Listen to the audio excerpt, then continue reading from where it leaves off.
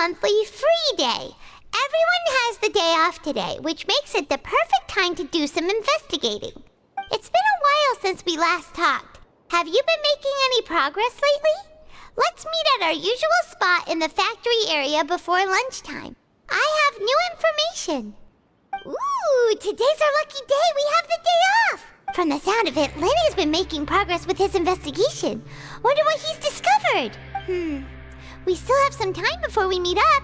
Let's talk with the people here for a bit more before we go.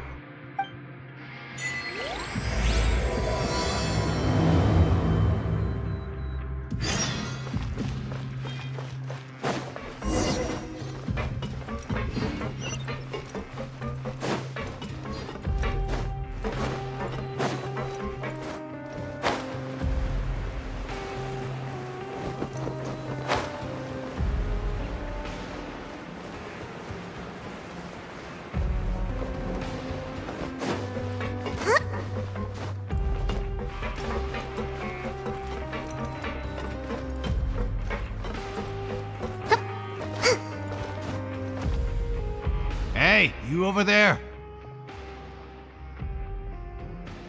Yeah, you! Say, do you like playing card games? You know, like Genius Invocation TCG? You TCG players are like mint in the wild, literally sprouting up everywhere. Hey, come on now. What's wrong with finding fellow Invocation aficionados? Anyway, care to join me for a game? Alright. No pressure. But why would you be looking for people to play Genius Invocation in a place like this? Don't people usually come here to fight? Whether you're throwing down cards or throwing punches, it's all a competition, isn't it? There are lots of card players here in the fortress. When I saw you, I immediately thought, hey, even outsiders from other nations play cards. So I came over to say hi. Sure.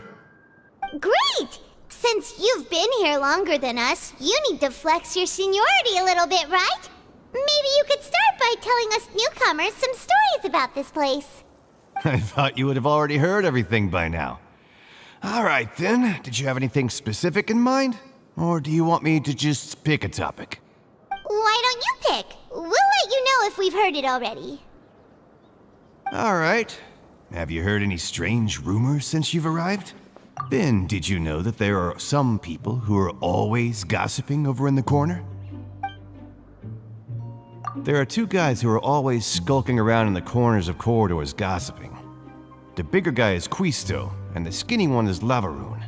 People call them the Bombshell Bros. I never really found their gossip very mind-blowing. It's pretty much just the same stuff that I hear about when I'm at work every day. If you're interested, you can go talk with them. They tend to talk a lot of nonsense, but they aren't exactly bad. Good to know. Do you have anything else to tell us? Let me think. Sounds like you want to hear something a little more tantalizing. Oh, did you know that the Duke was also a convict in the fortress of Meripede before? Huh? Wait, are you serious? That's right. The Duke was an inmate just like you and me. Seems he was exiled here for committing some crime. Who knows how he ended up rising up to become the warden, though? To go from an ordinary inmate to becoming the manager of the whole place? I'm not gonna lie, I kinda respect that. A forbidden zone? Sounds like something that someone just made up. I've never heard of that. Where did you hear about it? It's just a rumor we've been hearing, but no worries if you've never heard of it. Do you have anything else you can tell us? Anything else?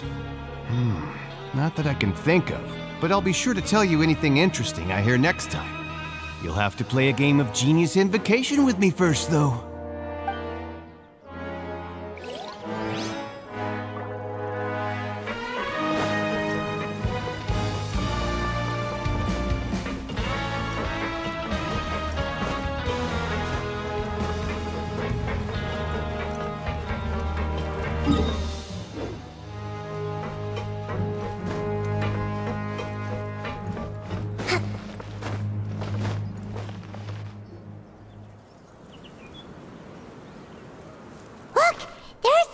Talking over there. Let's listen in on the conversation.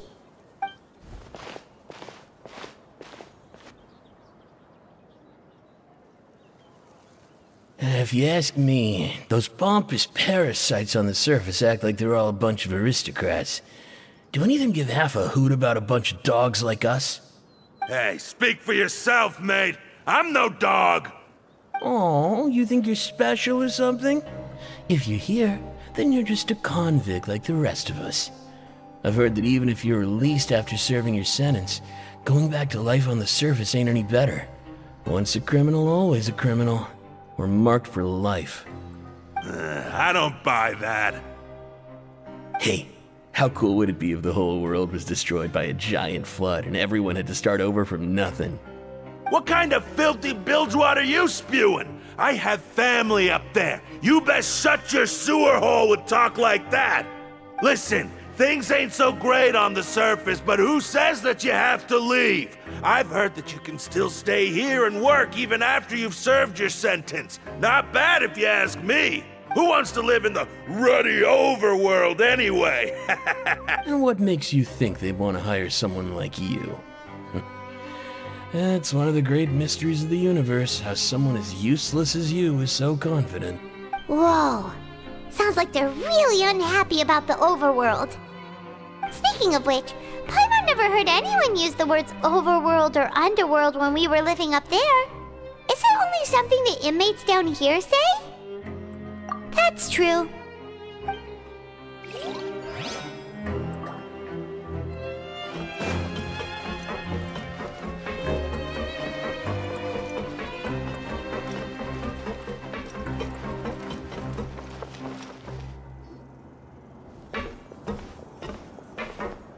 There's a group of people over there. Let's go listen in. So I said, that's not a faucet. Hey, who are you two? Why'd you come over all of a sudden? Oh, sorry for eavesdropping. Sounds like you were talking about something private. What's the matter? They're just looking to join in on our fun, that's all. Hey, don't pretend like it's okay for them to just interrupt us like that. Yeah, fine. You're lucky we don't mind extroverts that much. You hear that, Quisto? We're nice! Your expressions tell me you're looking to hear some juicy info, am I right? But before that, it just so happens that I know you two. Really? Are we that famous? You're kidding. How often does anyone get a personal tour led by His Grace himself? Practically everyone was talking about it. Word has it that you also caused quite the kerfuffle. A little mistake, huh? I like the way you put it. You see, people with a good attitude can join our group anytime, unlike some of the others here. Your group? I'm Quisto, and this is Lavaroon. People usually call us the Bombshell Bros, but don't worry. We're not playing with bombs or anything. It's just that our information is always so explosive, and we blow minds on the regular. So, you two really like to gossip? Whew, you sure know how to embellish. No. You don't get it. Knowing intelligence will make things better for you here. For example, knowing who's working with who has the latest rumors, who's not getting along. Wouldn't you like to know all that? Whoa, all this info's worth something, you know? You should prove you're worthy of it. I don't mind him. Quisto's always this way. Just play nice and say something to massage his ego. The welfare meals. Talk about the welfare meals. Right. That meal we had yesterday was super delicious. Paimon can still taste it whenever she closes her eyes. Is that so? To tell you the truth, I've been helping out with making those welfare meals. I've been working as a kitchen assistant for about a month and a half now. Oh, so you're the one who made those delicious steaks. Amazing. You could be a professional chef. You are correct. I am a true professional. In fact, I even went to culinary school. Since you like my cooking, I guess that means we share similar tastes. Listen carefully. This little bombshell will help you learn what's really going on here in the fortress. Listen, kids. The power structure within the fortress is quite complicated. The overworlders couldn't care less about us down here. We're basically dogs to them. You've already met the one person here you should never cross, the Duke, Risley. He knows more than you think. And if he doesn't care about something, then he often doesn't bother dealing with it. Those who have the Duke's attention get all kinds of special perks, even better treatment in the infirmary. I know who you mean. It's that Jurier character, right? I don't think there's anything useful about him at all. Why does he visit the infirmary practically every day? Is it normal for anyone to be going in and out of there so often? If you ask me, he's just faking it to get out of work. But did you know that Jurier was a talented researcher from the Fontaine Research Institute before he came here? There's no denying that. I don't care if he was a researcher that could turn dirt into Mora. Once you're in the fortress of Meripede, you're just another inmate like everybody else.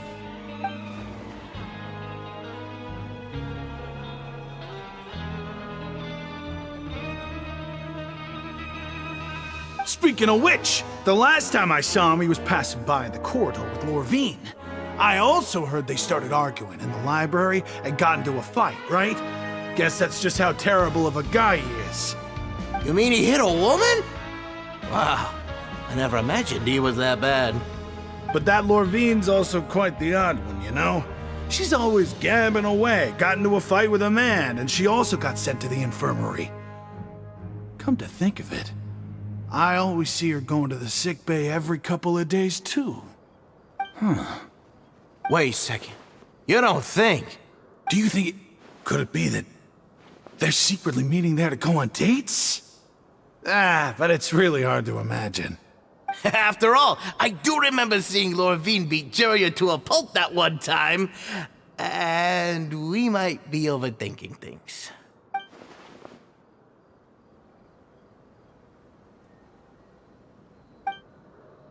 Okay, we've talked to just about everyone, and it's about time for us to go meet Linny. According to the card he left us, we should go meet him in the production zone.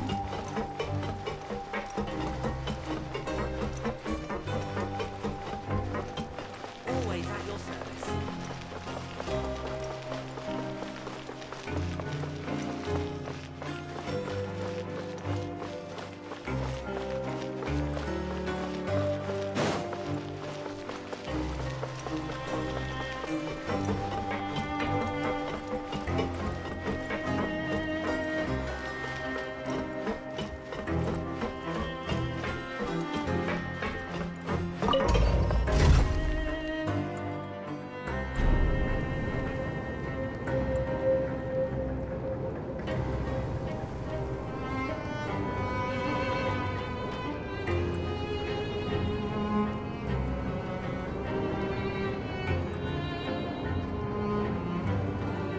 Respect must be given to the will of every creature.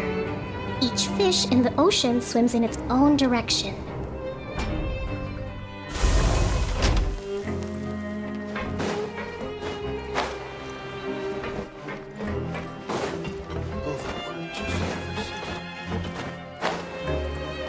Let's move out.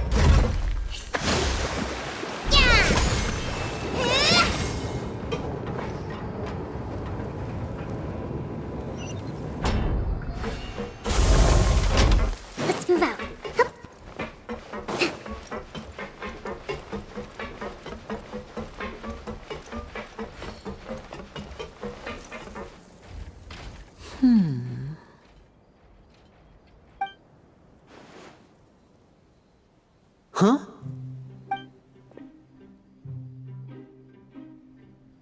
That look in your eyes.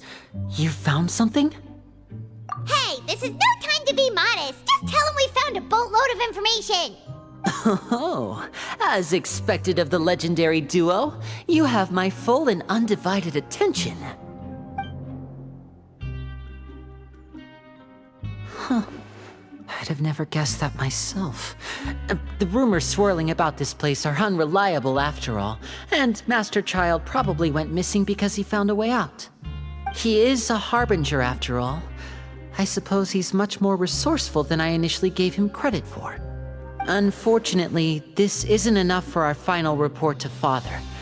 We need to find out Master Child's exact whereabouts. Father told me that even though Master Child said he was just coming to Fontaine for a vacation, he actually had some personal reasons. His agenda might be linked to his disappearance. His escape route is already flooded, so we'll have to task someone with professional diving skills to chase after him. Well, when you put it that way, it's obvious that only Fremine would be up to the task. Bingo! Is he around? He's working today. Coming here as a group would have attracted too much attention. I'll talk to him about it later. No need to thank me. This was always a part of our mission after all. Honestly, I'm far more impressed by you guys managing to collect all this information right under Risley's watchful eyes. Collecting information has always been our strong point.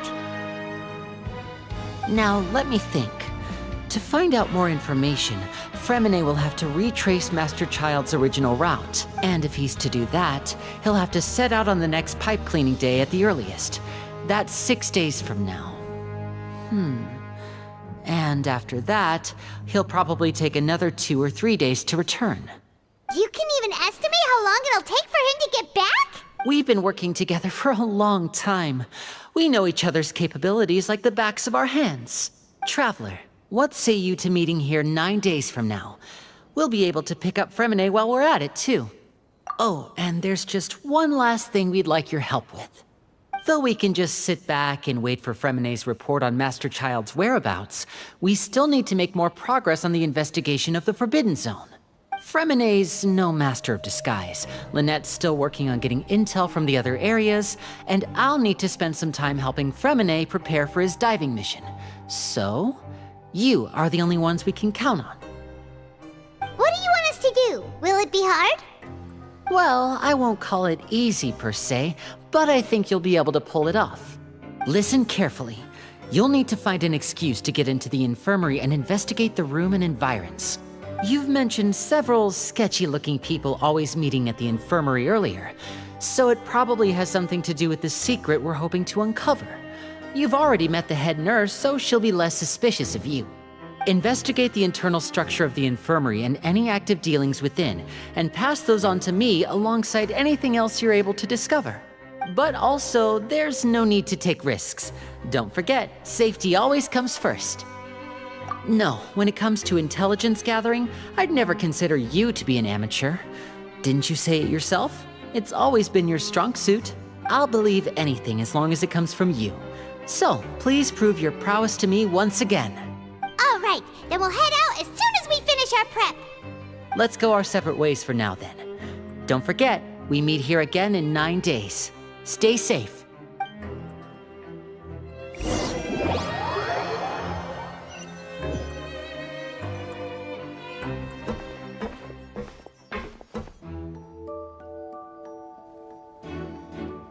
Hey, stay here for now. Paimon will take a peek. There seem to be several people inside.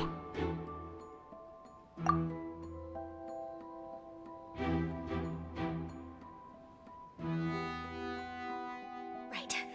I feel like this. It's not impossible.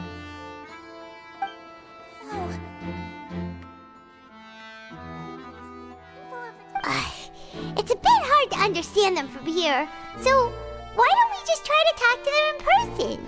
Let's go as soon as you're ready.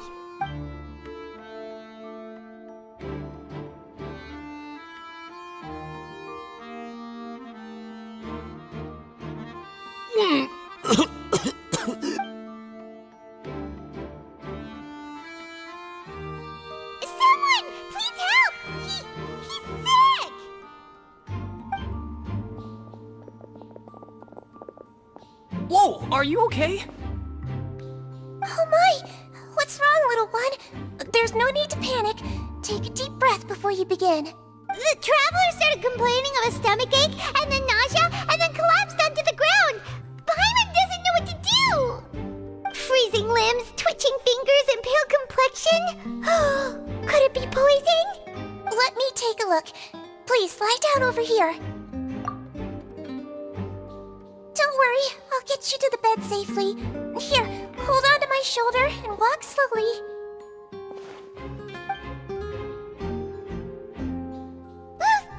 You can do it, traveler. Don't apologize. You're sick after all. Now, please relax. I'm just going to do a preliminary checkup on you.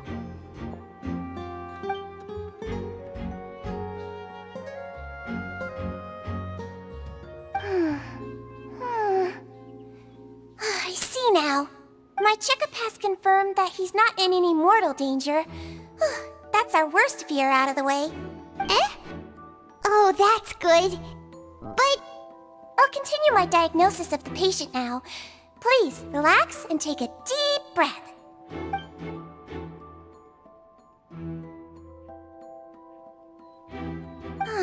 Don't sense serious damage to your organs either.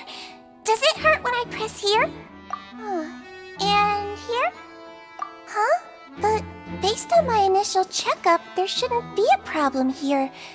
How strange. What about here? Does this hurt? Oh, I understand. So that's what it is. I think you just ate something that disagreed with you. That's all. Nothing too serious. Outside of a pretty bad stomachache when it decides to act up. so that's what it is. Thank goodness it's not anything more serious. And there have been other inmates complaining about the food recently. I'll inform our head chef, Mr. Woolsey, of this problem as soon as possible. Congratulations!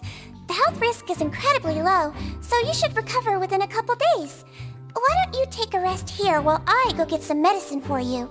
Miss Levine, I'll have to trouble you to help me look after this new patient while I'm gone. Very well. And she hopped away just like that.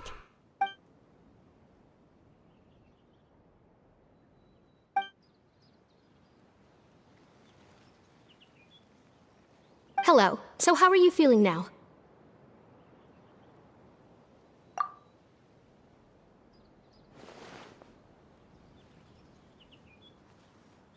His stomach ache's really bad.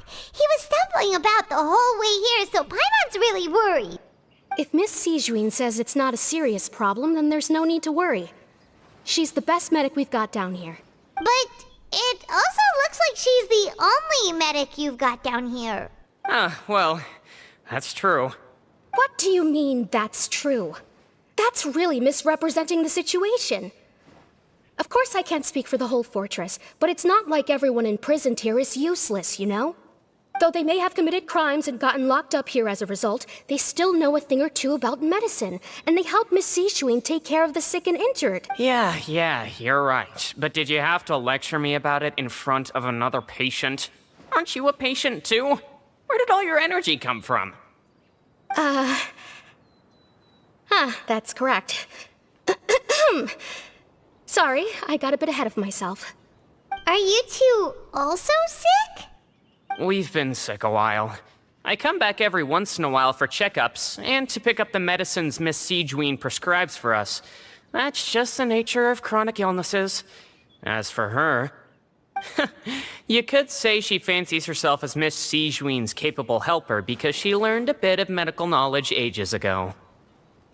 Please watch your mouth, Mr. Jurier. Don't forget that you are the primary reason I have frequent heart palpitations. Hey, don't start arguing now, please. Keep it civil at least.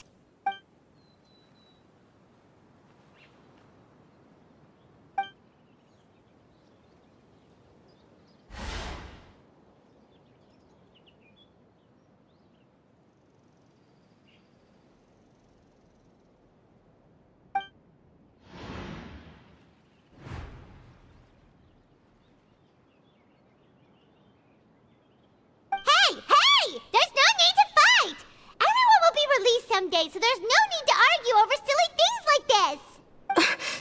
But Release. It's way too early for us to even think about that.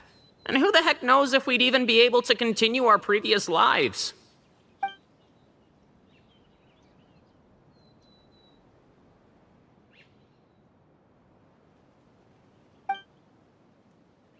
please allow me to end this boring and useless conversation. Oh, and Mr. Jurier, I don't want to see your face here again anytime soon.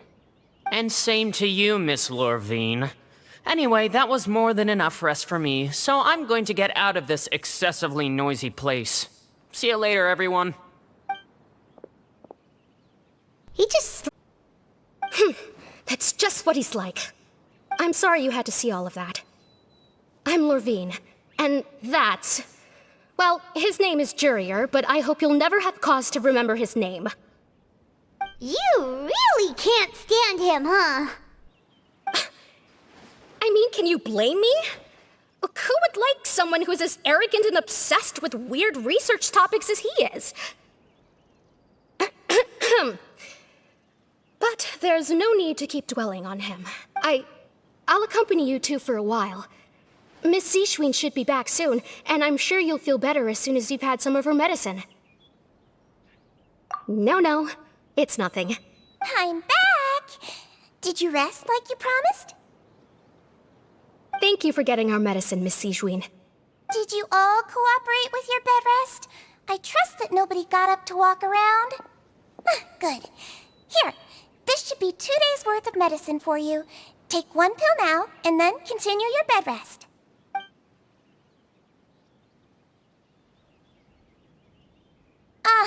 Miss Lorvine, I left in a bit of a hurry just now.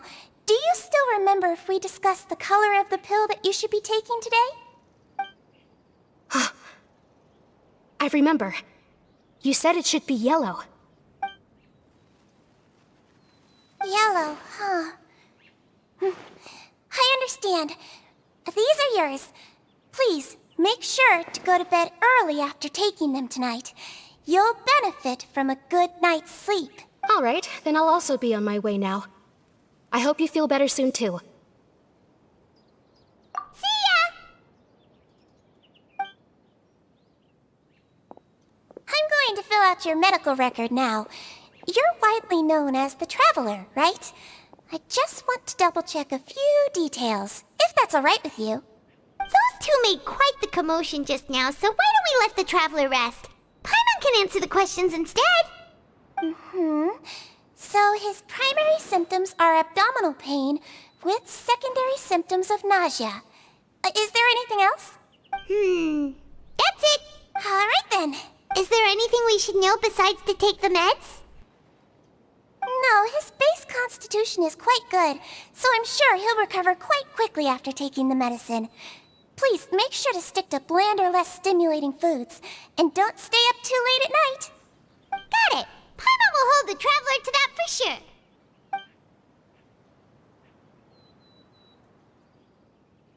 Oh, you're going to take a nap already?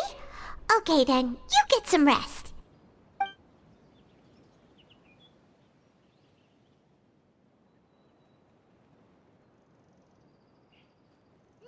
We've been to lots of places together. He may look a bit under the weather now, but he's actually super strong. So you're the best of companions. Well, don't worry, he'll recover soon.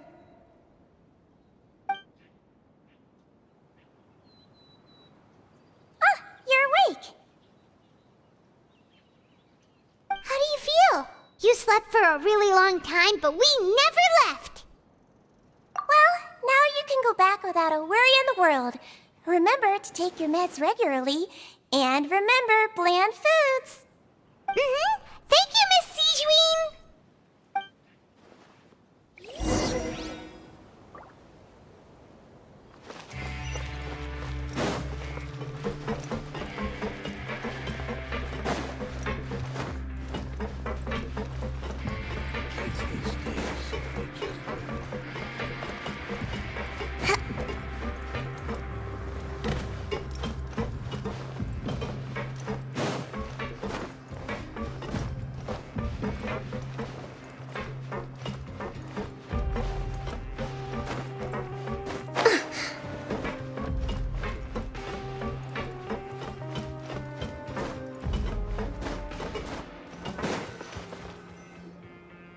really are something. To be able to fall asleep like that and even sleep talk the entire time, you scared Paimon half to death! No, but you kept mumbling things along the lines of, Pyron, don't take my grilled fish, and put down the Adeptus Temptation now! Paimon talked with Sigewinne the entire time you were asleep. She seems like she's just a sincere nurse, and Paimon didn't notice anything unusual in the room. Are you sure we're not going off track with the infirmary?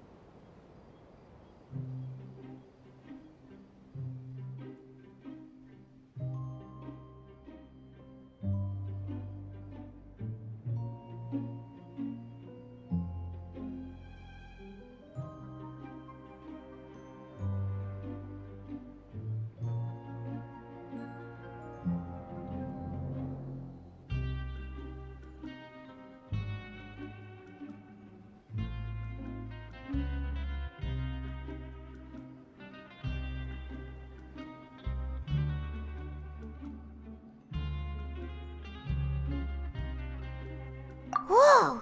You really are super thorough! All those tiny little suspicious things that Paimon didn't even pick up on! We've gotta give the info to Linny!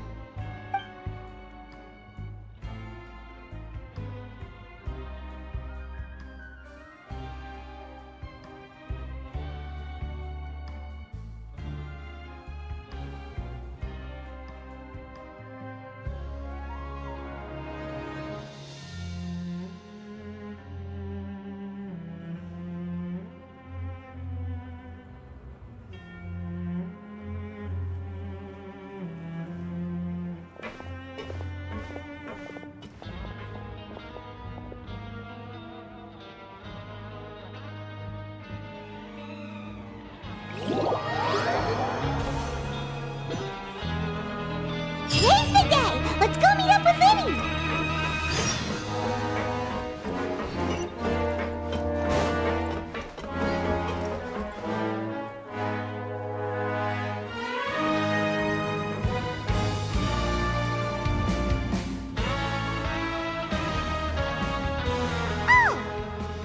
Hmm?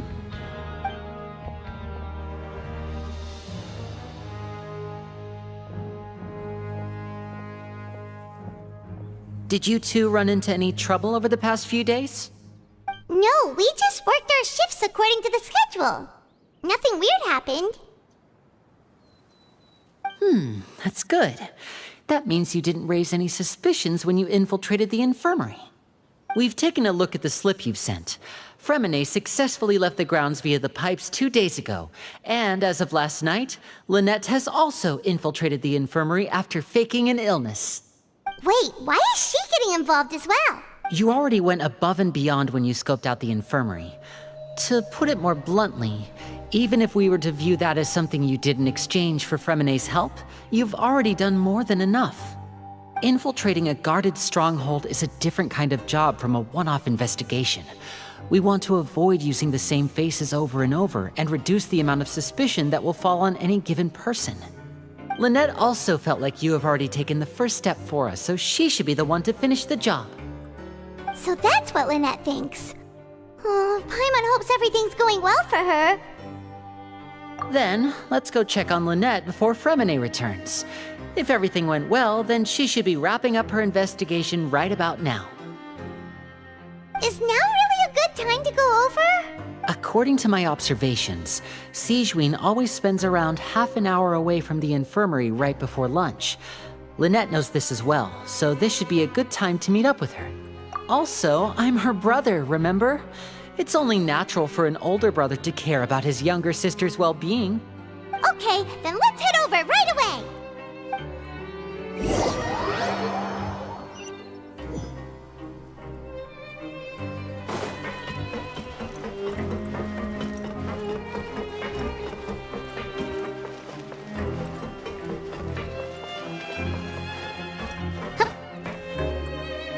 Lynette should be here right now. Huh. Strange. Lynette? As expected, Sigewinne isn't here, but why isn't Lynette here? No, Lynette rarely deviates from the plan.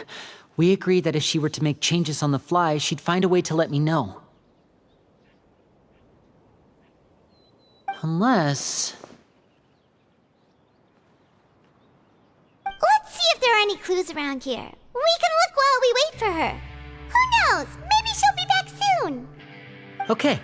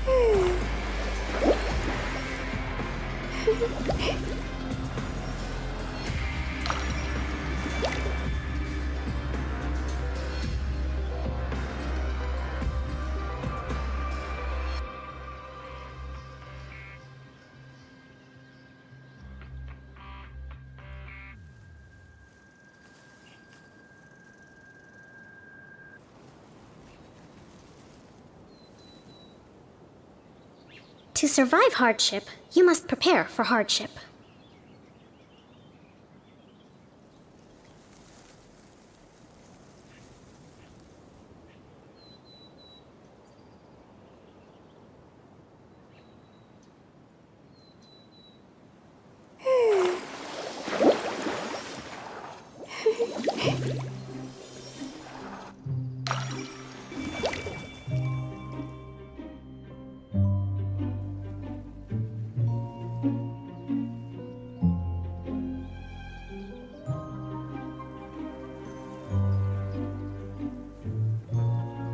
Respect must be given to the will of every creature. Each fish in the ocean swims in its own direction.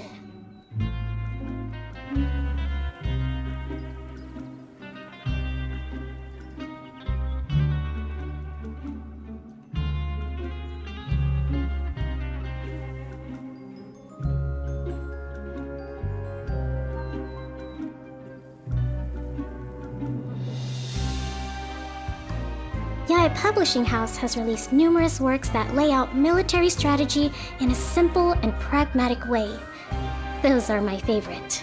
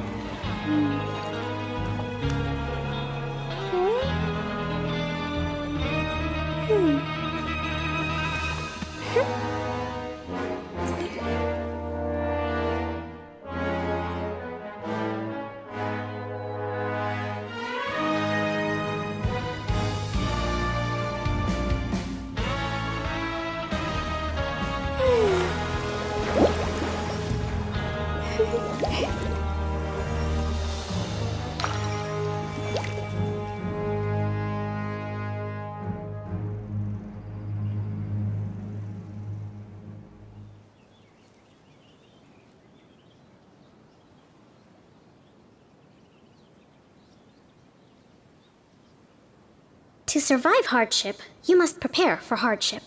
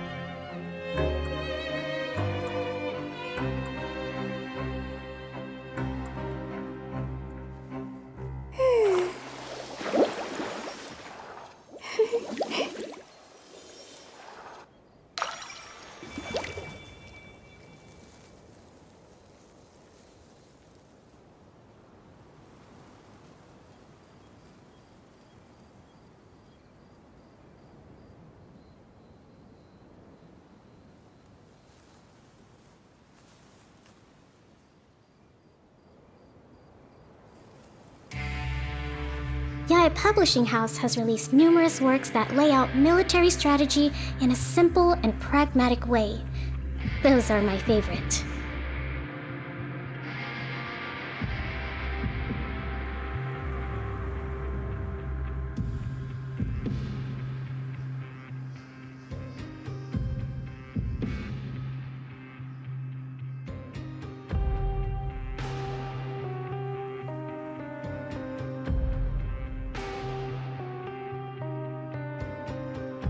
To survive hardship, you must prepare for hardship.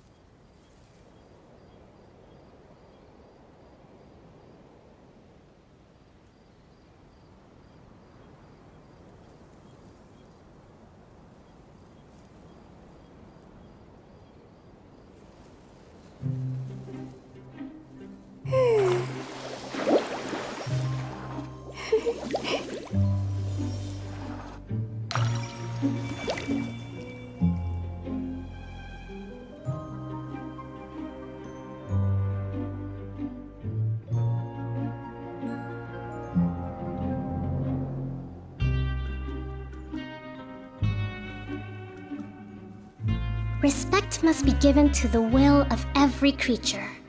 Each fish in the ocean swims in its own direction.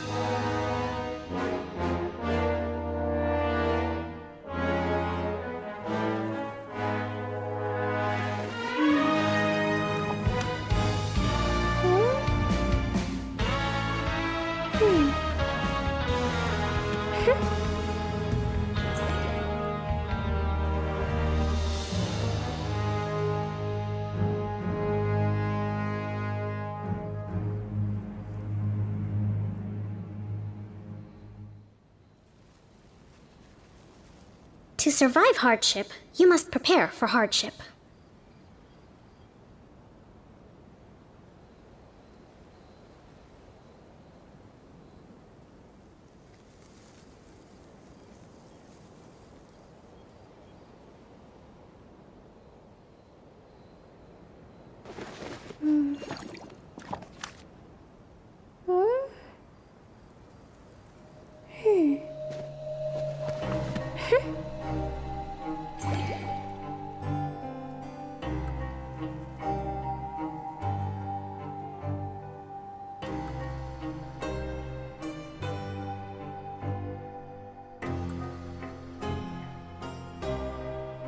Respect must be given to the will of every creature. Each fish in the ocean swims in its own direction.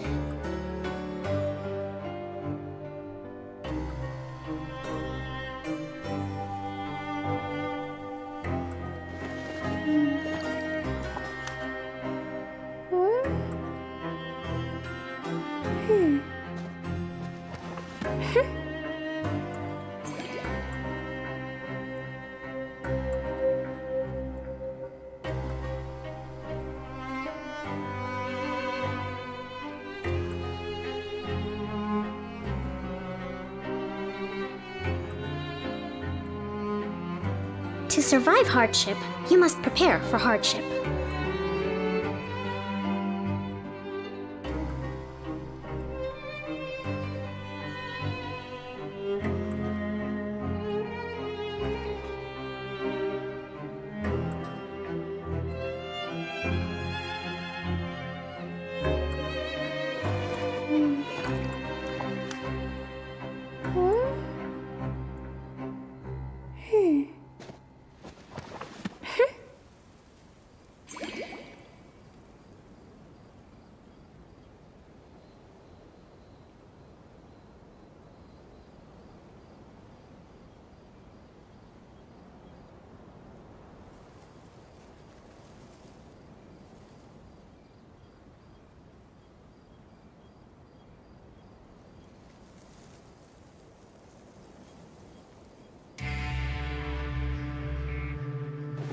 There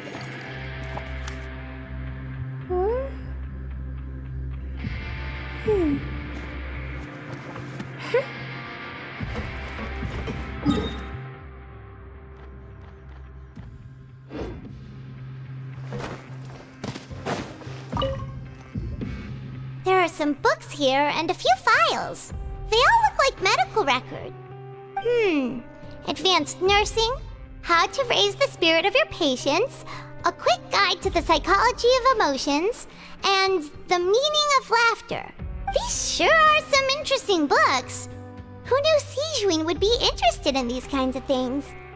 She even has books on understanding people's motivations and feelings. Is it because she's a Melusine? Or does she have a need to understand her patient's emotional state? Seems quite normal to me. These are skills that would come in handy for a nurse from time to time.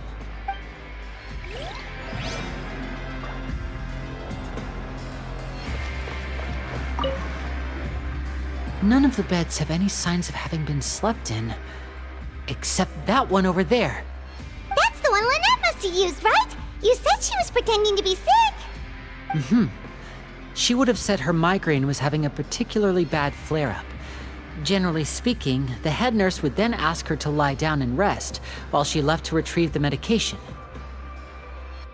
Which means either the head nurse didn't return the entire time from when Lynette laid down up until she left the bed, or the nurse intentionally left it this way.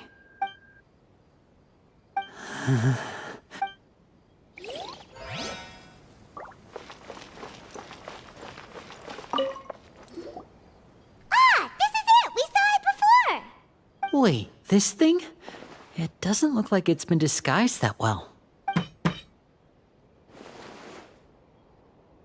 The space behind it is empty. From its size, I don't think it's an entrance that is meant to be taken apart. There's probably a mechanism around here somewhere. Could Lynette have tried to get inside? But if that's the case, she would have contacted me for sure.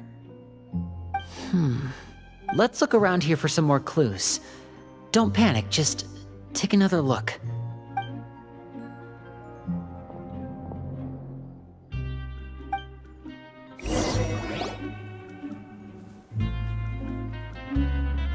Hey, you guys, there's a slip of paper over here! A slip of paper? It's right over here, and there's a bunch written on it too. It reads, "Out of respect for your usual practices, I'll use a piece of paper or card as the medium to pass on my message. You may consider this as me giving you my best regards." This is... Is that all? The back. This is... Show me! Now! That look on your face. Paimon's reading it now. Would you care to guess where Miss Lynette of the Fatui could be right now? No. Could she have... Is she already... Writhsley.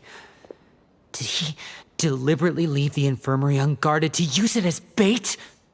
Wait, you mean he was aware of our goals from the very beginning? But why? We didn't run into any trouble last time, and he also never reached out to us since. Yes, that is a crucial question. Writhsley, he doesn't do anything without a clear goal or reason. So this means he had no concerns about your activities from the very beginning. You're not from the same camp as us. You were sent down here by Nervulet, so you have no conflict of interest with Writhsley. We're a completely different story, though. I'd like to know that, too. Why did he only go after her? Don't panic, just think everything over. I have to stay calm. This is not like what happened last time. The situation's different now. Wait, you're right. Wait, but that means the fact that Fremine was able to leave the grounds. Could Writhsley have let him go as well? But what does he gain by letting Fremine leave like that? So he's challenging me and trying to provoke me, I'm sure of it. We never should have sent out Fremine. We had to go through all that trouble to find an opening to sneak him around the guards and into the pipe, and we even thought luck was on our side. If Risley let him leave on purpose, then he's probably in a terrible spot now as well. Lenny's getting more and more panicked. We have to calm him down. Don't be like this, Lenny. Fremine wouldn't have left if we hadn't told you about Child. That was our fault. No, I'm the leader of this operation, and I'm the one responsible for this team. I was the one who failed to protect them. I'll go talk to Risley. Hey, don't be reckless! Traveler, please talk some sense into him. I simply cannot allow Lynette to be abducted again. I have to go. I'll find a way to get them back. He's rushed out the door! After him!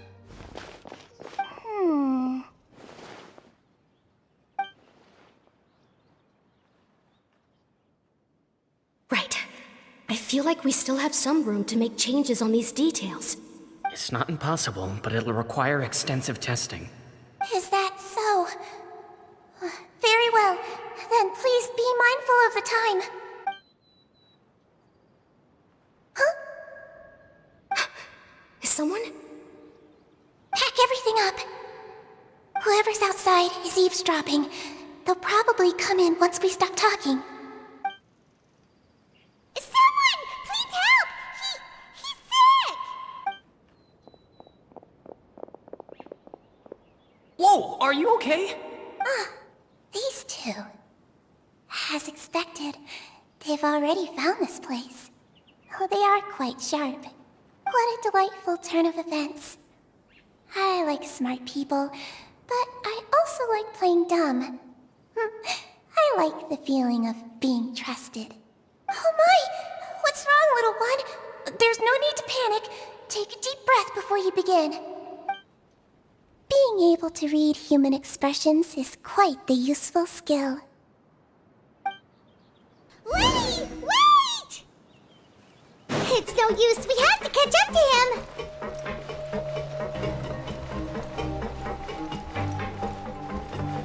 He's already out of sight. How is he so fast? Let's go head him off at Risley's office.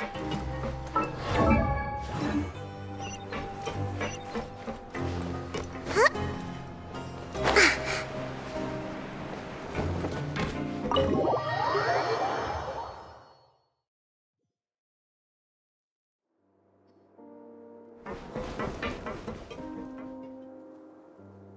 Come out and face me, Risley!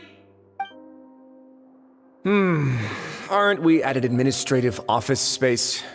Why don't you at least try to follow even a couple rules from the fortress's indoor management regulations? What did you do to my sister? I ran into the young miss at the infirmary. I'd heard that she was suffering from quite the migraine, so I decided to invite her over for a cup of tea. I do have some teas in my collection that can work wonders against such an illness. Stop joking around! Where did you take my siblings? I have also heard that your performances are quite the spectacle. Miss Lynette would sometimes enter a box filled with water, only to emerge the next second from another place altogether. Maybe she'll appear behind you right now if you were to turn your head. Is he trying to trick me into turning my head? No, he's probably not looking to attack me right now. All of the hostages are in his hands, and he's even in the mood for small talk. That means Lynette is probably still alive. You knew we were investigating the infirmary from the start, so you deliberately aroused the Traveler's suspicions and baited us into continuing our investigation, just so that you'd be able to kidnap Lynette. As for Fremine, no, you probably didn't even interfere with Child's escape. You let him go, so you could purge the Fatui members that we had planted into your ranks. There was no need to do so. The Fortress of Meripede is a pretty pleasant place. Most people enjoy their lives here. The only ones who act differently are those with personal agendas. It was quite easy to identify your colleagues. You removed our original members and spread the news of Child's escape so Father would assign our team to come down and investigate. Fremine has also fallen into your hands, right? If you're oh so omnipotent and so in control, why would you need hostages? One correction. Lynette is in my hands right now, but Fremine is not. He's not. What do you really want? Lenny! Oh, wonderful. Everyone is here, so I'll only need to say this once. Thank you so much for cooperating with me. Eager and to the point, I see. Alas, only Miss Lynette is currently having a cup of the fortress's finest tea. Although, as per your original plan, Mr. Fremenet should also have returned to the fortress by now. But he has neither shown up within my gates, nor has he been taken into any kind of custody. So where do you think he may be right now? Wait, you can't mean you locked him outside in the sea? I closed the fortress's gate to the outside world. That's all. Fremenet's a star diver, so he should be fine, right? No, we're still here, so he definitely tried to find a way to come back for us. So we can't assume he might have made a break for the surface. But why would I do this, you may be asking? To have an audience with you, of course. My intel tells me that Mr. Linney is a great magician, so it's only natural for me to want to have some cards of my own when it comes to negotiating. Besides, I do recall you mentioning to Miss Lynette that you've always wanted to have a face-to-face meeting with the Lord of the Fortress of Meripede, regardless of whether it was in a personal or a professional capacity. Well, you got your wish. So, you've been keeping tabs on us before we even set foot in the fortress. Some of my folks just happened to hear a thing or two, that's all. In any case, I will be straight with you. I was willing to play dumb and turn a blind eye, so we had a pleasant few days playing games together here. But once you started focusing on the Forbidden Zone, all of that changed. Mr. Linney, the cards are stacked against you right now. Miss Lynette is in my hands, and Mr. Fremenet is still slowly being pickled out there in the brine. You know just as well as I that he cannot last out there forever. You need do but one thing to guarantee their safety. I would like you to contact your superior, and ideally invite her over for a cup of tea with me. You want to see Father? But why should she bother giving you an audience? Well, if she cares for the well-being of her dearest children, she should have plenty of motivation to join me for a parents' evening. I've heard that the bonds between the members of the House of the Hearth are like the bonds of family. I don't see why she would refuse. Why did you think Father sent us to handle the Fortress of Meripede? This place is basically a no-man's land. It wouldn't be fitting for anyone as important as a harbinger like Father to come here in person. Oh, I see. So it's because she doesn't care for my place here. That's such a shame. After all, I've amassed quite the tea collection. I was looking forward to sharing it with her. Both Monsieur Neuvillette and Lady Farina have already received many samples as gifts. Was this the extent of your master plan to get to Father? No matter how much pressure you may put on me, I won't allow you to use us to blackmail her. You people really are difficult to get along with. All I'm asking for is a face-to-face conversation. Does she truly have no interest in the fortress's secret? Mr. Linney, you have one last chance to invite your father here. If you refuse... Lenny! Instead of asking why I'm doing this, why don't you try to see things from my perspective for a second? From the very beginning, the Fatui has been actively infiltrating my fortress. I gave you a warning by cutting off the first few operatives I found, but that only caused you to double down. Had you given up on the fortress then and there, I'd have no reason to want to talk. Mr. Fremenet left the fortress on his own, and Miss Lynette tried to pry out my secrets right in front of me. No matter how you look at it, the responsibility for this falls on you. I shouldn't ask Father to do anything because of us. 6, 5... Wait, 2, 1. Time's up. It really is a shame, Mr. Linney. Risley! Negotiations have broken down. Please leave, ladies and gentlemen. It's time for my afternoon tea. Yeah, listen to the Traveler. If you can't talk to Lenny, can you at least talk to us? You do realize that I'm only letting you go because of Neuvillette, yes? You're here helping him out, and I've already done my best to stay out of your way. But that doesn't mean you can just do whatever you want. The fortress may be small and remote, but it still has its own set of laws. Then how about this? Those who are capable deserve respect. You've spent quite some time investigating my home turf by now, so why don't you tell me a thing or two about what you found, I'll ask you 3 questions. Answer all of them correctly, and I'll agree to your request. Question 1. Regarding the hidden rules of the production zone, what is the truth behind the one about not being allowed to work for 3 days in a row?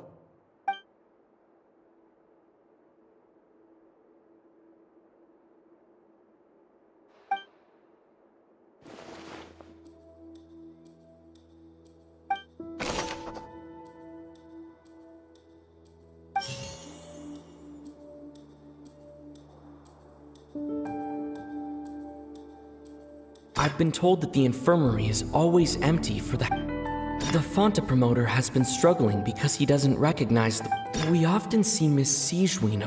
Fonta's internal reports suggest that they're starting a new trial of an unnamed and The research notes said that the Melazine race perceives the world very According to Collins, the Pancration tournament only took place because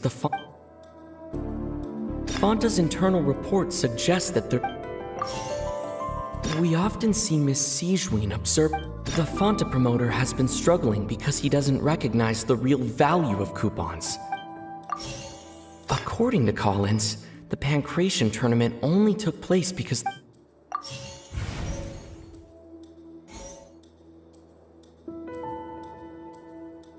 According to Collins, We often see Miss Sijween observing the prisoners at work near the production zone. Fonta's internal reports suggest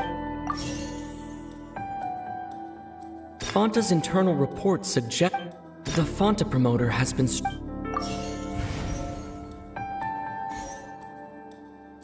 I've been told that the infirmary is always empty. We often see Miss Sijween. The research notes said that the Melazine race We often see Miss Sijween.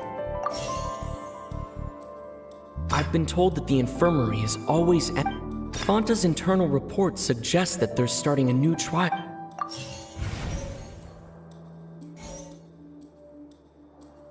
I've been told that the infirmary is According to Collins, We often see Miss The Fonta promoter has been We often see Miss Sijween. I've been told that the infirmary is The research notes said that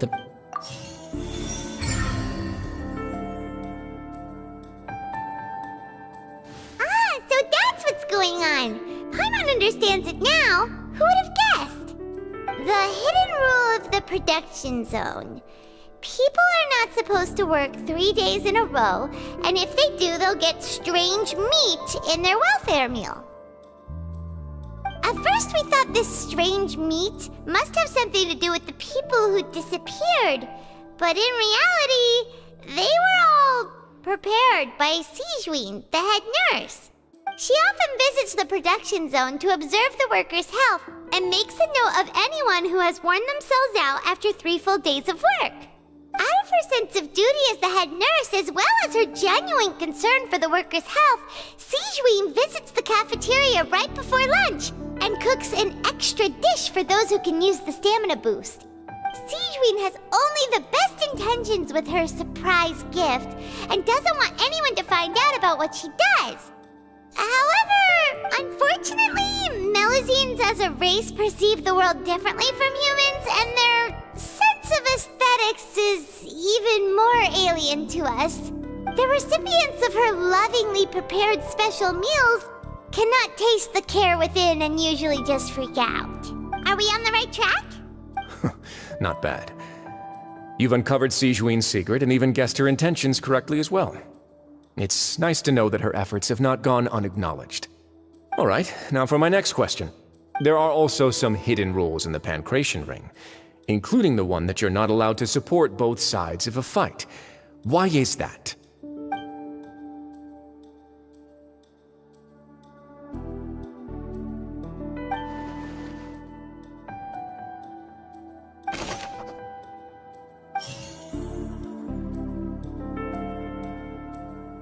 The research notes said that the Melusine, the Fonta promoter, has been struggling because he doesn't recognize the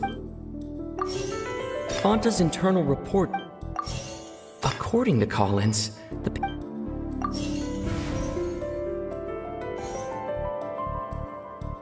the research notes said that the Melusine, according to Collins, the pancreas. We often see Miss C. The Fonta promoter has.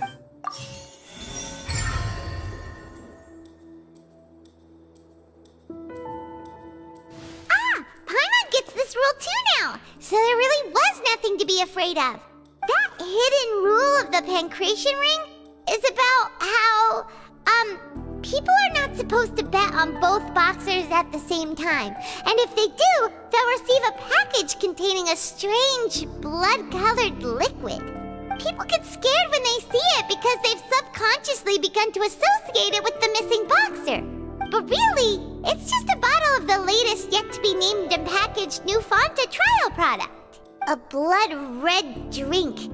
It's no wonder even Fonta's own staff were questioning the company's decision-making. The company, facing backlash from its own staff, decided to try to trial the product on a smaller scale to see how it might be received by customers. They came to the fortress of Meropide and offered to sponsor the pancreation tournament so they could push their new product. But the Duke completely refused to even entertain the idea. The Duke, knowing how valuable coupons are in the fortress, knew that only total idiots who didn't understand their true value would bother buying a Fonta product here.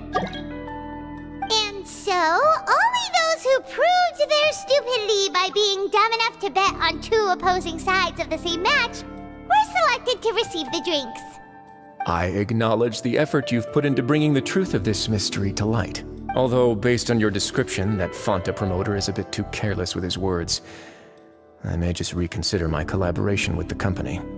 All right, and here's the final question. What's the secret behind our head nurse and all of her patients in the infirmary? Stop your cruel and pointless games, Risley! You know that we haven't finished our investigation, so there's no way we can answer the last question! The thought of sparing Lynette and Fremine never even crossed your mind! You'll pay for this! Ah! Lenny, are you alright? Oh, close one. I owe you, Sigewinne. That was a fantastic shot. It was nothing, Your Grace. Sigewinne? Though this gun may look like a toy, it's actually fully functional, as I just demonstrated. Sigewinne... You... Not at all. I am merely a resident of the fortress, and thus protecting it is my duty. When Monsieur Nervulette asked me to come here, he told me that my job would be to take care of the well-being of everyone here. I am merely discharging my duties. But if you mean what you just said, then isn't Linny someone you should be looking after as well? Isn't he a resident here just like the rest of us? But I really am just doing what Monsieur Nervulette told me to do. Everything I did, I've done to protect them. Had I not, they would be in far more dire straits right now. His Grace knows it too, right? Your Grace? Mind proving my innocence to them? My dear Sigewinne, whatever shall I do with you? Would it have killed you to just wait another minute or two? Well, it's nearly time after all. The way you do things can be truly frustrating sometimes, Your Grace. I figured I should try to talk some sense into you. What are you talking about? What time? Take me if you want. Let them go. How touching. Can you just give me one more minute? Don't be like that, Your Grace. All right, everyone, calm down. 2 more visitors will be arriving any time now. I'll go get a cup of tea. Miss Sigewinne, I leave Miss Lynette in your care. You... What are you doing?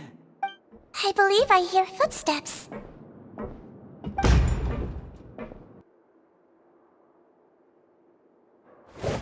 Some space, please. Ah, Miss Clarande. My door. Fremine... Fremine...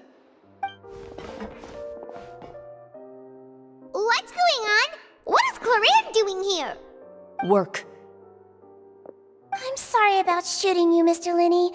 The tranquilizing effect will begin to wear off soon. Please take it easy in the meantime, though. What happened to Fremine? Wasn't he diving just outside of the fortress? Why is he looking like this?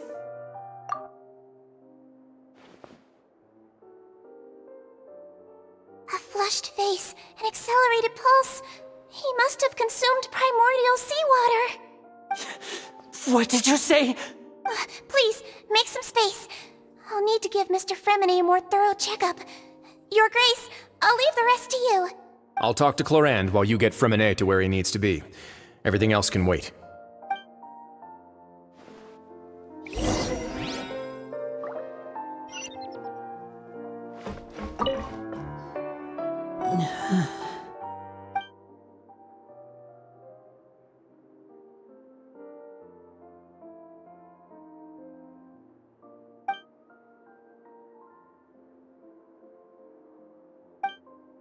How is he? These symptoms are probably caused by an acute ingestion of a large amount of primordial seawater. Still, his condition is not critical.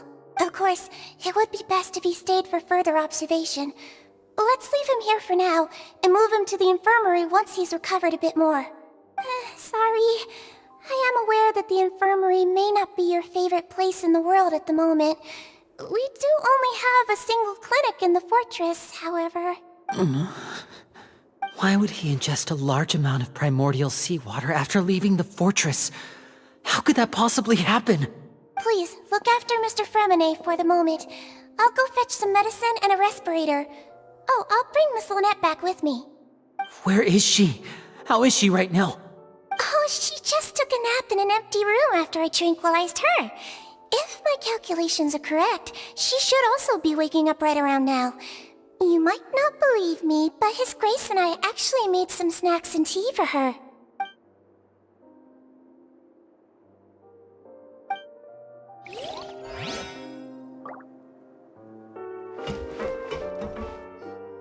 What's that look on your face? I thought I made good time on the way back.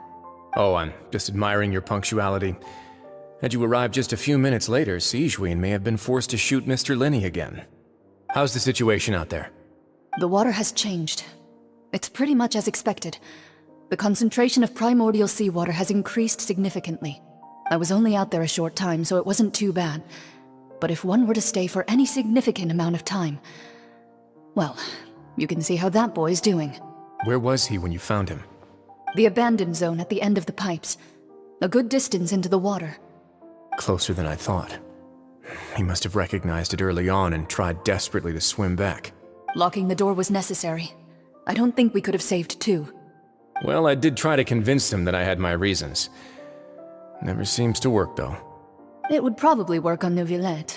He has a knack for picking out who had good intentions, even when the outcomes were all terrible. It's a bad sign if you're having to plead your case to Neuvillette. Want some tea? Not particularly. If you want to drink some that badly, just say so. Fine, I'd like to get some tea. Want me to get you a cup too, since I've already made it? Might as well then, I suppose. Actually, do you have a towel? I would like to dry my hair.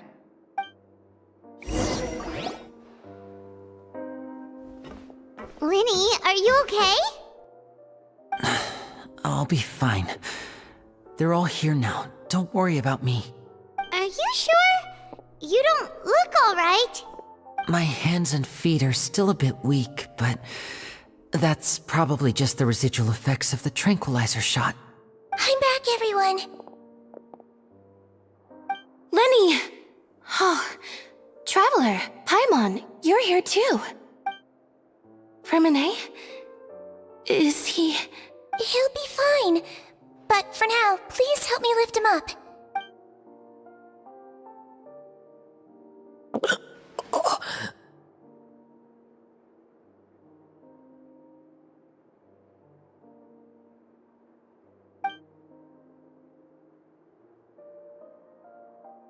His breathing's beginning to slow down. Give me a hand and help me get him to the infirmary. Yeah, I'll take him from this side.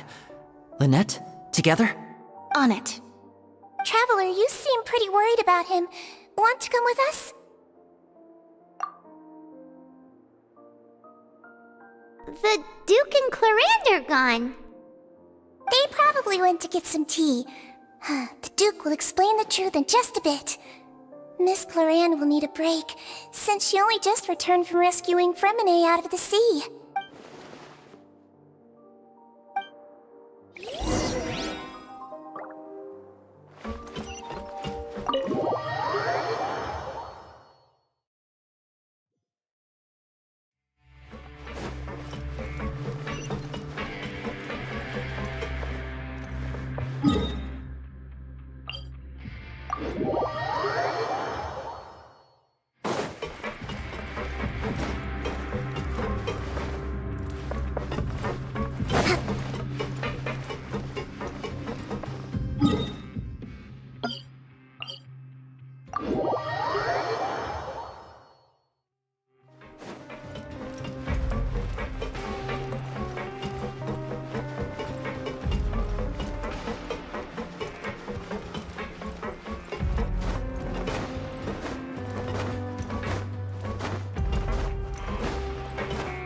Let's move out.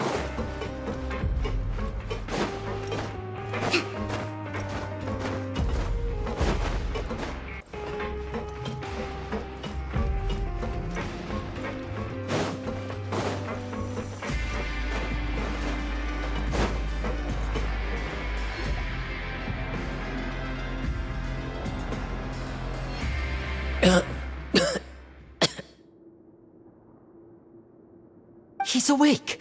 Fremine, how do you feel? Lynette. We're all here. Where am I? The infirmary, at the Fortress of Meripede, Mr. Fremine. And you are no longer in any danger. How do you feel? Don't push yourself if you're not feeling up to it. Traveler. Paimon. It's been so long. The sea. There's something wrong with the seawater. Shh, it's okay. We can talk about it after you've recovered. No, listen to me. This is really serious. There's primordial seawater mixed into the regular seawater. I don't know why it's there, but no one should touch it. Pipes. Right, the pipes. It's all coming back to me now.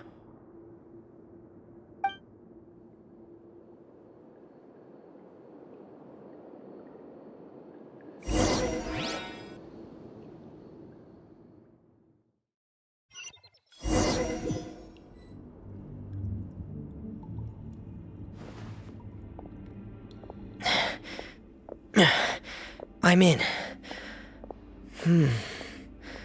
Seems like this pipe hasn't been used in a long time. It looks abandoned.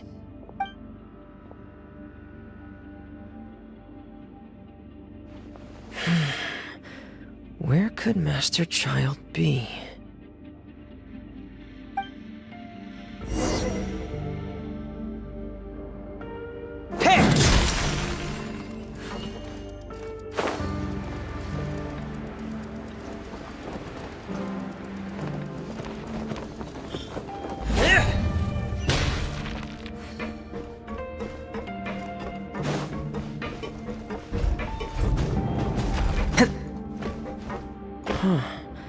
This mechanism looks like it's been tampered with.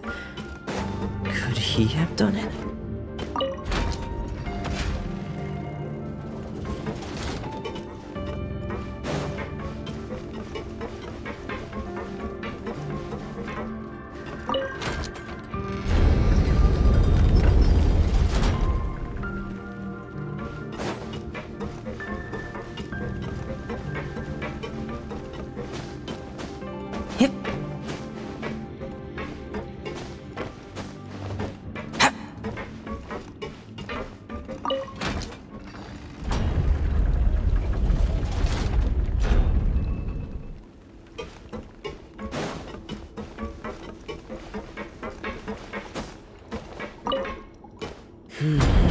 It's getting stuck on something.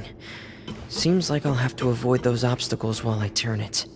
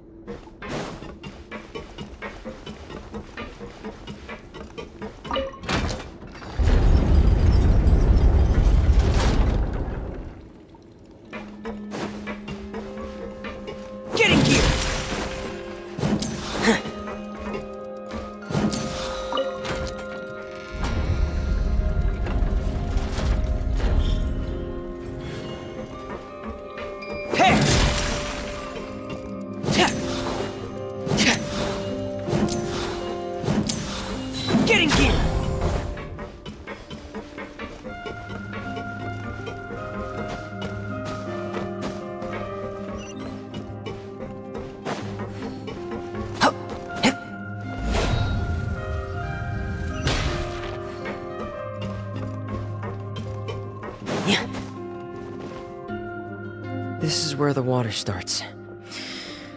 Okay.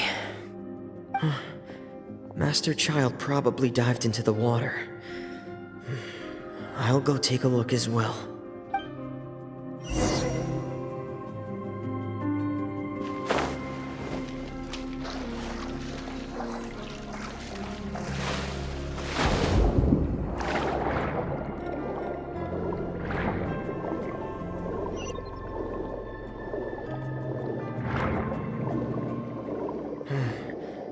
The vegetation here is a bit more sparse.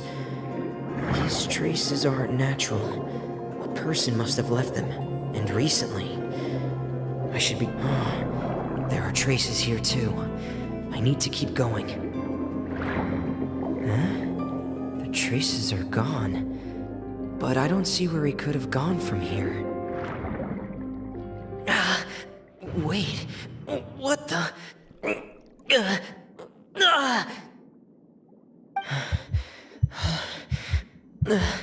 My heart is racing, and it's getting harder and harder to breathe. What's going on? No good. I have to get back. They still don't know anything about what's going on. If I turn back right now, I should still be able to make it.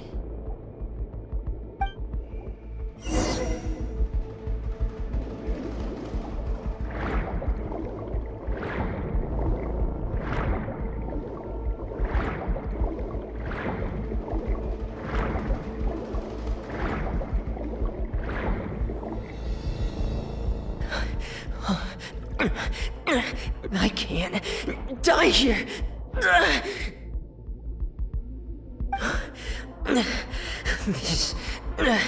This is bad.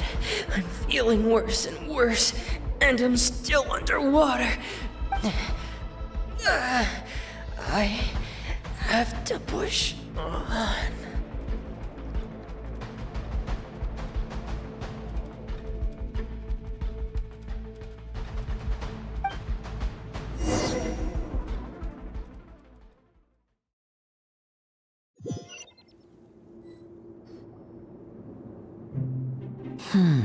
So, in other words, the trail you were following vanished, and you had no idea where Master Child could have gone, but there was also no obvious place for him to have disappeared to. That's right. I tried my best to swim back, but I had already put some distance between myself and the fortress, and I just couldn't find the strength to keep going. I probably passed out some time after that, and you know the rest. Miss Clarande brought you back, but we also don't know why she just suddenly appeared at the fortress, or why she went out to save you. Miss Clarande, you say? I must go thank her in person. You're still too weak for Monet. You can go after you've had some more rest. Miss Lynette is right. I believe Miss Clarande will stay here as a guest for another few days, so there's no need to hurry. A guest? Then I can assume Risley was the one who invited her to come down here? You should ask His Grace about that. He'll be able to explain better than me. Yeah, it's about time he actually told us what's going on. Wanna come with us, Liddy? No, please go on without me. I don't want to leave just yet. Lenny. The logical part of my brain is aware that we're safe right now, but I still can't bring myself to leave. Both of you are just in danger. Understood. Then let's just sit together for a while. In that case, I'll leave the infirmary to you. The Traveler and I are going to head out for now. As long as you stay in here, I don't think you'll be disturbed. Thank you.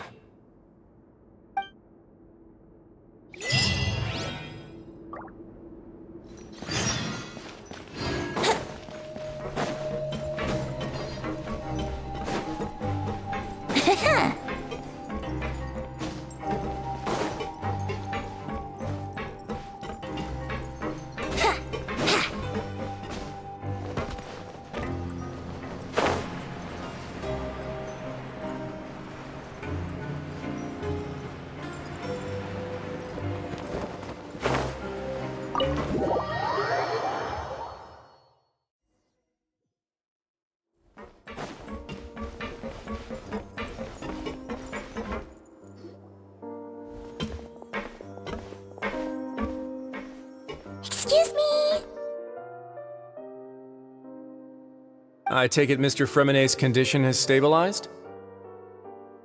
Of course! I wouldn't have left the infirmary otherwise. I've been expecting those two, but might I inquire as to the purpose of your visit, Miss Siegewien? I wanted to check up on Miss Cloran. How are you feeling? Mostly fine, I think.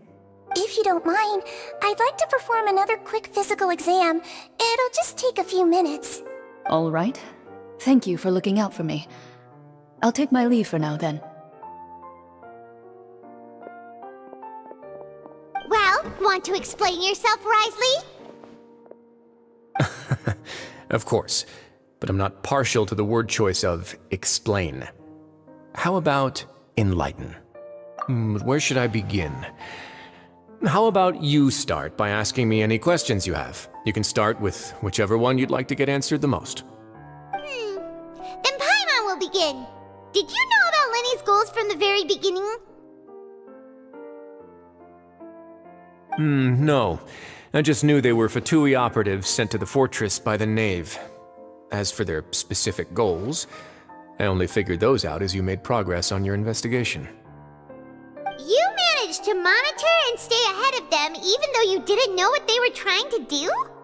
They came here with ulterior motives. I'm quite adept at discerning what that kind of behavior signals. Initially, I thought their goal was just to investigate Child's disappearance. Linny suggested that I had deliberately let him escape, but in truth, I didn't really do anything special to help or hinder him while he was here. Everything he did, from finding helpers to leaving this place, he did on his own. Of course, it's inevitable that the Knave would make a big deal out of her fellow Harbinger's unexplained disappearance. I'm also quite curious about where that Harbinger went, so I figured I might as well let the Fatui do their own investigative work. All I care about is the answer. So you were hoping Lenny's group would just do your work for you! You make it sound like that's a bad thing. Unfortunately, things didn't go as planned. I assume that Fremenet has told you already, the ratio of primordial seawater around the fortress of Meripede is on the rise. The Forbidden Zone has always been Lenny's target, and you got roped into that investigation after running into him. I began to intervene out of concern for your safety, and also to prevent the fortress from becoming entangled in more irksome matters. Are the rumors true? That you're also a former criminal? Now, why would you put it like that? Isn't staying here all day and serving as the manager of the fortress a kind of sentence unto itself? Another form of prison? I just happen to have some support from the rest of the inmates. That's all. Oh, right! Paimon wanted to ask, who invited Cloran down here? Me, of course. I paid her good Mora to come down to the fortress for some field work. As a champion duelist, Miss Cloran could be considered to be an independent party. I needed to find an exceptionally capable person to help me get through the impending crisis. And saving Fremenet was part of that crisis? You can think of it like that, yes. Credit where credit is due, that boy is quite adept at diving. Had conditions not been as hostile as they were, he probably would have found the missing Harbinger already.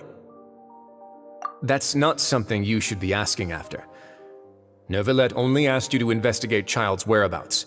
All I need to prove to you is that the Forbidden Zone had nothing to do with the Harbinger's disappearance. That should be clear now that you've spoken to Fremine. But we've already uncovered that there's something wrong with the infirmary, and we've answered a bunch of questions that you threw at us. Isn't it about time that you answer our last question in return? You make a compelling case. Do you really want to know the answer that badly? Yeah, Paimon really wants to know. Even if the truth may not be pleasant? Follow me.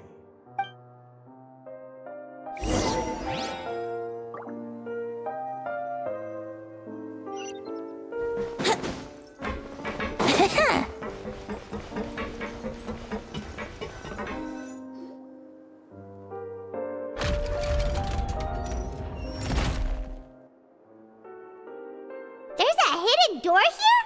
And a whole basement behind it? Huh. You're pretty good at hiding stuff, Risley. It seems you've forgotten just what kind of place the Fortress of Meripede is.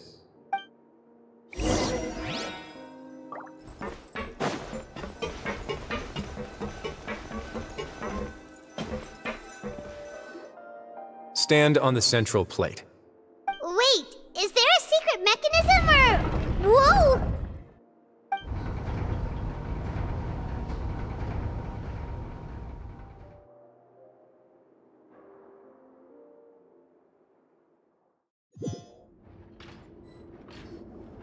So, this is the Forbidden Zone?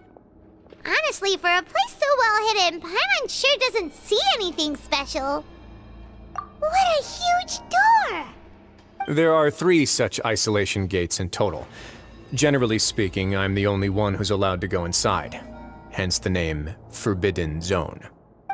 Am I correct to assume you're going to run on back and tell your little Fatui friends everything? Well, Paimon wasn't thinking of keeping anything from them. Well, I'd advise you wait until you've seen the whole truth of this place for yourself before deciding whether or not to tell them.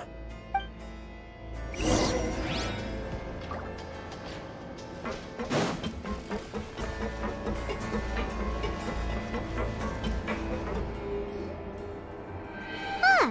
So there's a switch on the side. Stand back.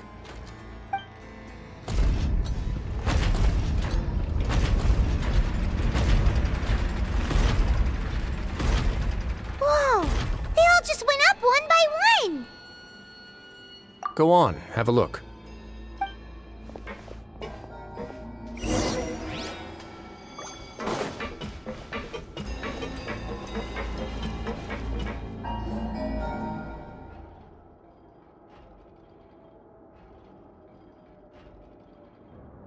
I've been interested in what lies beyond that gate ever since I assumed leadership of the Fortress of Meripede.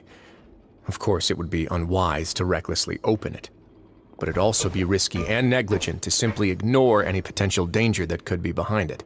The readings on that dashboard have not budged since the day when I first laid eyes on this place. But over the past year, the needle has crept upwards from its original position, likely because some parameter it's been tracking has changed, if only infinitesimally. Normally, I would have ignored it, but I happened to have some free time when I noticed it, so I investigated. Any guesses what the reading could be tracking? Very reasonable guesses. I've considered both of those as well. Unfortunately, our dashboard is tracking something less ordinary. The temperature should vary with weather and climate changes, so for something that rarely shifts, the water pressure is more likely.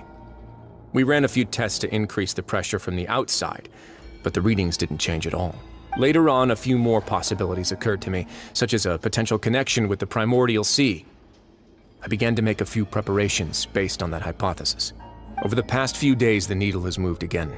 With that, and the symptoms that Fremine displayed after leaving the fortress, I can now confidently conclude that the readings represent the concentration of primordial seawater in the seawater nearby. The concentration of primordial seawater? But we're already under the sea! And that is precisely the problem. We're at the bottom of the sea, and now we're surrounded by toxic seawater. Somehow, primordial seawater got mixed in, and the concentration is steadily rising. Yes, that's very likely.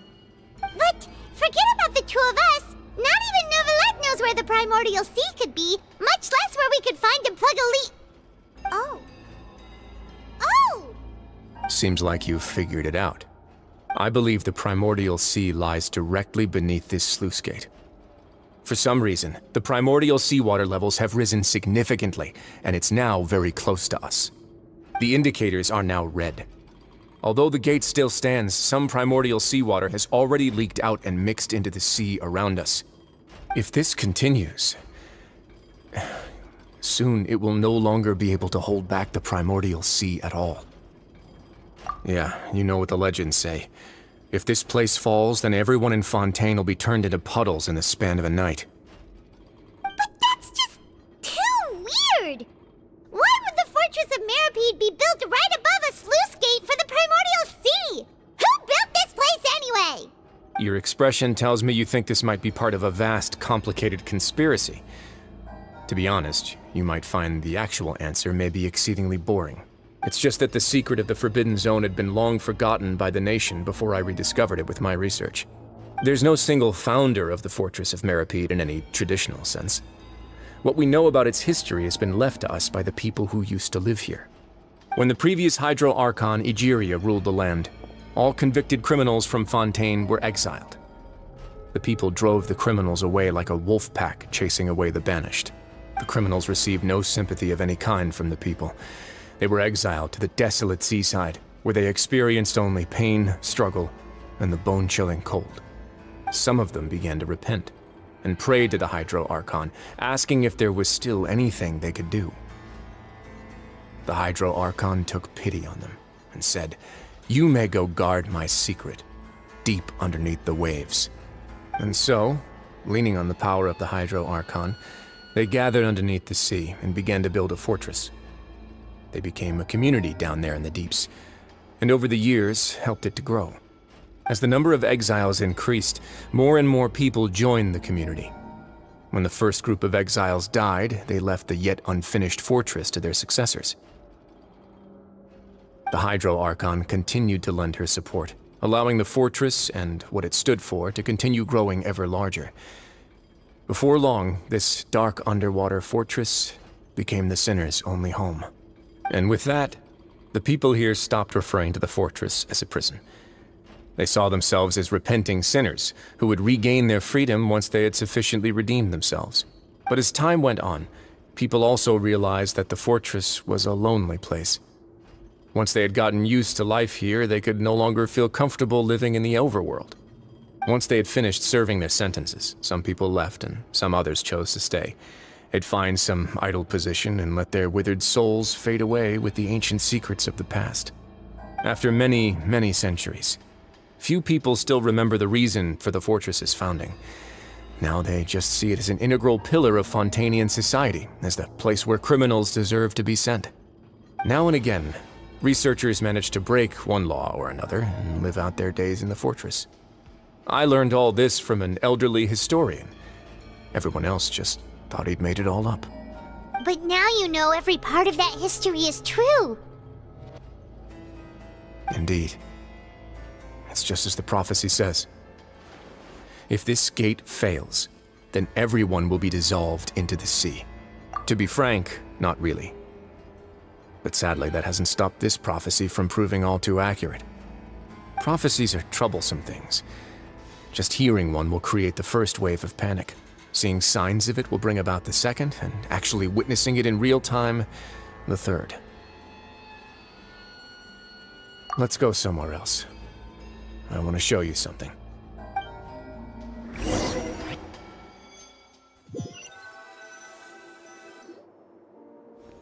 This is it. Your Grace, perfect timing. The results from our last round of experiments have... Wait, Jurier, he's not alone! Huh? Lorvine and Jurier? No need to panic, you two. I've already told them about our plan. What? After you warned us not to tell a single soul about any of this? I'm skeptical as well. Are you sure they are trustworthy? The results speak for themselves, don't they? These two may already know more than you could ever imagine. All right then, if Your Grace insists. They seem harmless enough, so I'll trust them for now. How about some reintroductions? This is Jurier, one of the highest-ranked researchers from the Fontaine Research Institute. He used to work under Edwin. I trust that you've heard of Edwin? He's the one who blew the whole institute sky high. Everyone knew he was a bit crooked in the head, but you're not a local, so I guess it's possible for you not to have heard of him. Edwin's main areas of research were archaeum and gravimeters. As his assistant, Jurier is quite familiar with them as well. I hired him to be my technical consultant. You want to blow up the fortress of Meripede? Ah, what a lovely idea. I'm already imagining it in my head. Gotta admit, I'm tempted as well. Guys, focus! Focus! That taskmaster over there is Miss Lorvine, and is also one of my technical consultants. While Jurier used to be Edwin's assistant, she used to be Jurier's assistant. Ooh, are they together? See, everyone keeps asking this question. Are you too sure you're not a couple and just using your work as a convenient cover? Your Grace, I am not in a relationship with this man. If I dated her, I'd officially be madder than Edwin. Jeez, forget I said anything then. Follow me. Whoa, there's another door that goes right up. Your constant amazement makes it seem like the fortress can do anything. But Paimon really thinks everything's super cool.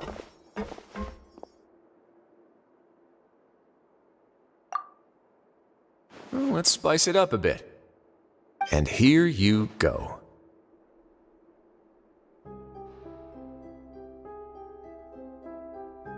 What a huge ship? This is also a production zone that Paimon's never seen before. What's going on? How much do you know about Fontainian history? Not much at all. Well, then maybe you haven't heard the story of ancient Lemuria. To give you a quick rundown, Fontaine used to be ruled by the Lemurian dynasty. According to legend, the Lemurian king Remus came to this land after being inspired by divine revelation and found the seer Sibila, who had taken on the form of a golden bee. Taking the golden bee with him and riding on a huge ship, the Fortuna, he created his nation above the surging waves. He called his nation Lemuria and used the Fortuna to incessantly search for new tribes and islands, calling on them to join his empire. There's a ship in this story too? Where there's water, there'll be ships. People believe that hope can always be found at the end of a voyage. Do you believe that too? To a point, I think. As you've already seen, I have a whole factory's worth of labor, materials, and technology at my disposal. Certainly can't hurt to give it a try. So the moment I began to speculate that the Primordial Sea might lie underneath the gate, I also began this project. Were you inspired by the legendary Fortuna? Maybe. Fontainians need something to hold on to cope with the impending disaster.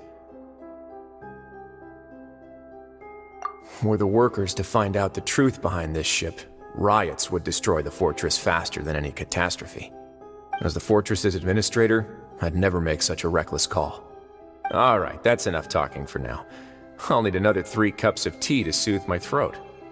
Do you have any other questions? Seems like you're good. Come on, I'll take you back.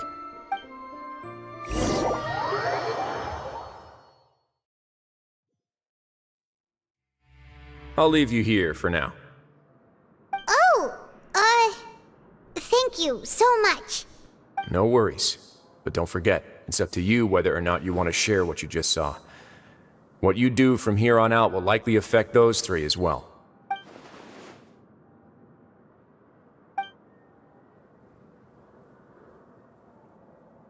Yeah, we'll put a lot of thought into it for sure. Great. I look forward to what happens next.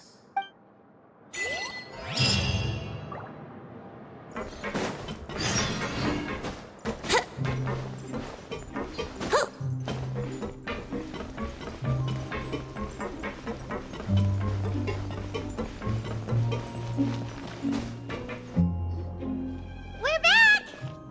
Welcome back. Do you want a cup of tea? How can you be so much like Risley, always drinking tea? Huh.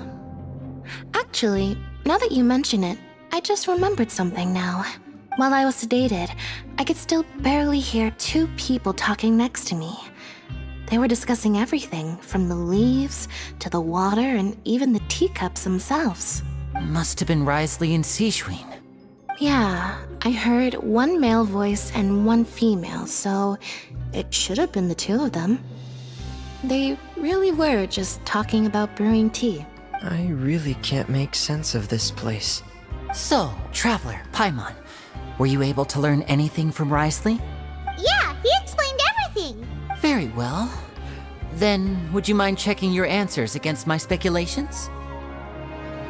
Yeah, I took the time to rest, so I'm feeling a lot more relaxed now. Nobody else is around, and Miss Sijween is also busy with something or other, so let's just talk here. All right, then I'll posit my theories. I asked myself 3 questions. Firstly, why was Fremine affected by the primordial seawater? It was because he dove into the sea. My theory is, the long-lost primordial sea is probably very close to the fortress of Mirapede. Ooh, he's good. He got that right on the first try. That's our Linny. Secondly, Risley's attitude changed dramatically during the course of our stay here. He ignored us completely at first, then suddenly roadblocked us. Why? I spent quite a long time thinking about this. If he has been monitoring the Fatui since the very beginning, he probably ignored us at first because he was hoping we could find Master Child for him. What's more, the Fortress of Mirapede is not part of Fontaine's court system, nor does it report to Udex Nervulet. Risley is basically the king of a no-man's land. As long as the fortress doesn't do anything about Master Child's disappearance, Father can use it to pressure the Fontaine authorities. And while the two factions are pitted against each other, Risley will be free to move between the parties of interest. If I had to guess, he probably has something that he's working on himself. It's likely related to the secret of the infirmary, but I just can't think of what it could be. You're super smart. Thanks so much. Then finally, there's the last question. If Risley does have a plan, what could it be? All I know for now is that his plan probably has something to do with the changing nature of the seawater. He's even gotten Cloran to help him out. That can't be the full extent of what he's doing. There's probably a secret passageway behind the block in the infirmary, and there's something big in the fortress that most people here never get to see. He has a bargaining chip, and it could be important enough for Father to deal with him directly. I don't have enough information, so I have no idea what his chip might be. But let me guess. You have the last piece of the puzzle.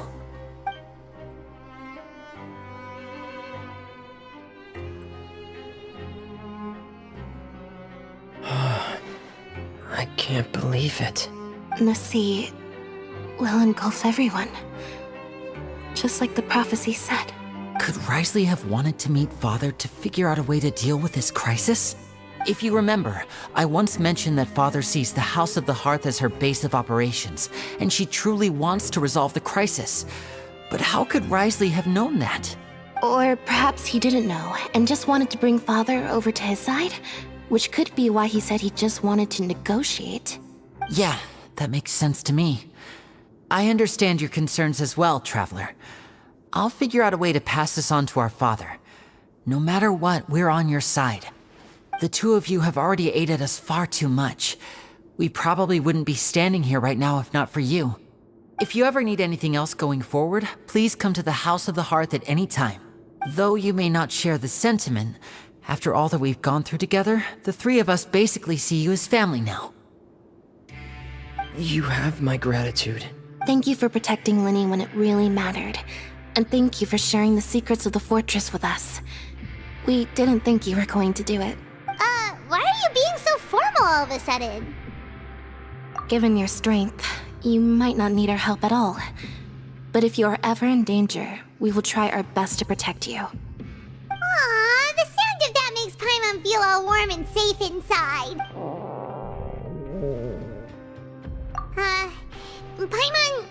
Paimon's hungry. Oh, you've done so much already.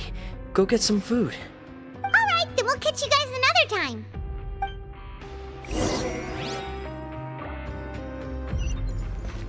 Wouldn't gliding be faster?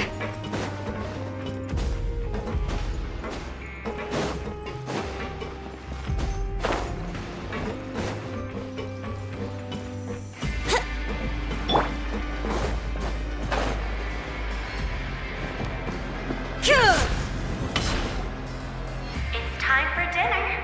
Welfare meals now being served in the coupon cafeteria. Come on, let's go pick up ours as well. Traveler and Paimon, over here. Are you here for dinner too, Miss Sijween? And I'm taking the opportunity to prepare Miss Cloran's dinner as well. Huh. You're right. She's actually sitting in the fortress cafeteria. What would you like to eat? Yep, you can. I've already talked to our chef, Mr. Woolsey. It's all on me today, so you can get whatever you'd like.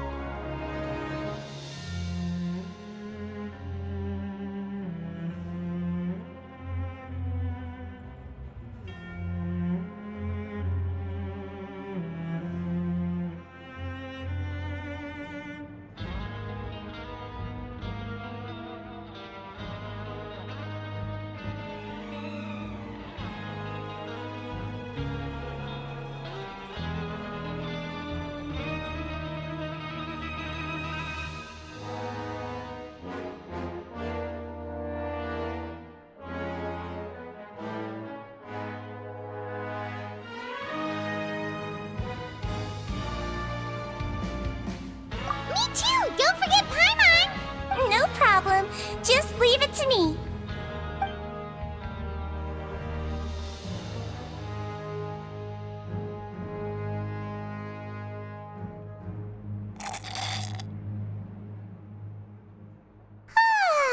So delicious.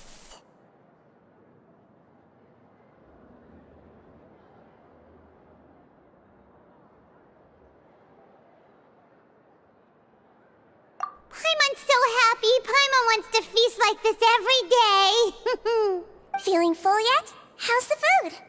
Delicious. I'm so glad to see you all so happy. Oh, see, the expression on your face just now? The muscle here just moved, which suggests that you're feeling quite relaxed at the moment. Sijween, do you do this to help your patients or to better understand human beings? A bit of both, I suppose. I'm a Melazine, which means I'm very different from human beings. I must know what you're thinking if I want to take good care of you. You're really good at taking care of people. Even though you're so short, you still talk and act like an older sister. Really? You're reminded of an older sister? That's great to hear. Oh, and what did you mean back in Risley's office? When you said that you were protecting Linny and his siblings as well. Oh, that! I just asked His Grace to look out for those children, especially that diver boy. I was getting a bit worried after hearing that something was wrong with the water. Thankfully, Glorand is very strong and managed to save him in the nick of time. His Grace also sealed the pipes after Glorand left, to make sure that Linny wouldn't impulsively chase after his brother. Although the path was blocked, we still stationed some guards there to stop anyone from approaching. They were instructed to only open the door once Miss Glorand had returned. Oh, and I was keeping an eye on Mr. Linny as well. We had to press him, but we couldn't allow him to be in any real danger. You were all super considerate and really thought everything through. It's just what we do down here at the fortress. At least this has been His Grace's style for as long as he's been the leader. Oh, I really wish Monsieur Nervula would come down here more often too. I feel like he'd like it here, with all the darkness and chaos.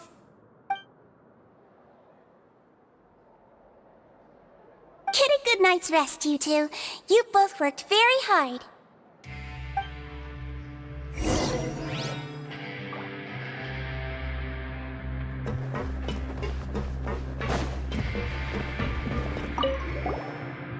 Glorand! Ah, it's you two. How's dinner? It's all right. Miss Sigewin really put in a lot of effort. So we heard that Brisley invited you to come down to help, and you saved Fremine too! You sure work super fast! Oh, it was child's play. Still, Paimon didn't know even champion duelists could take on side jobs. Oh, and why aren't you eating with Sigewin and the Duke? Won't you get bored eating by yourself? Miss Sigewin was with you, and the Duke has business of his own. Actually, didn't Navia say that you went out for dinner with her as well? Yeah. First time in a long time. First time in a long time? So you mean you've gone out to dinner with her in the past? In the past, yes. You seem to be enjoying yourselves here. Things will be getting messy at the fortress soon. Don't run around unnecessarily.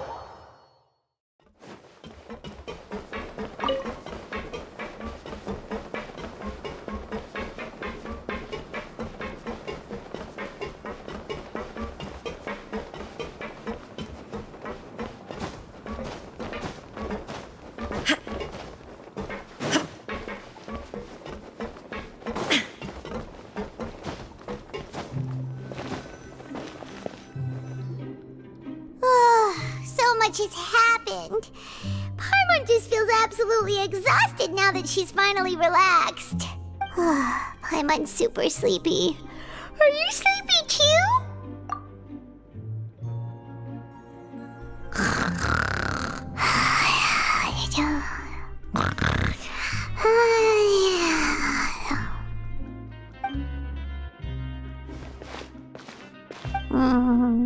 Delicious.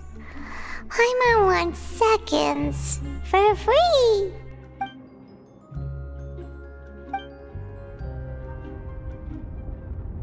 Out of my way! Get out of my way! What happened? Why is everyone running? No idea, but something must have happened. Stop asking! Who's yelling? Paimon still wants to sleep.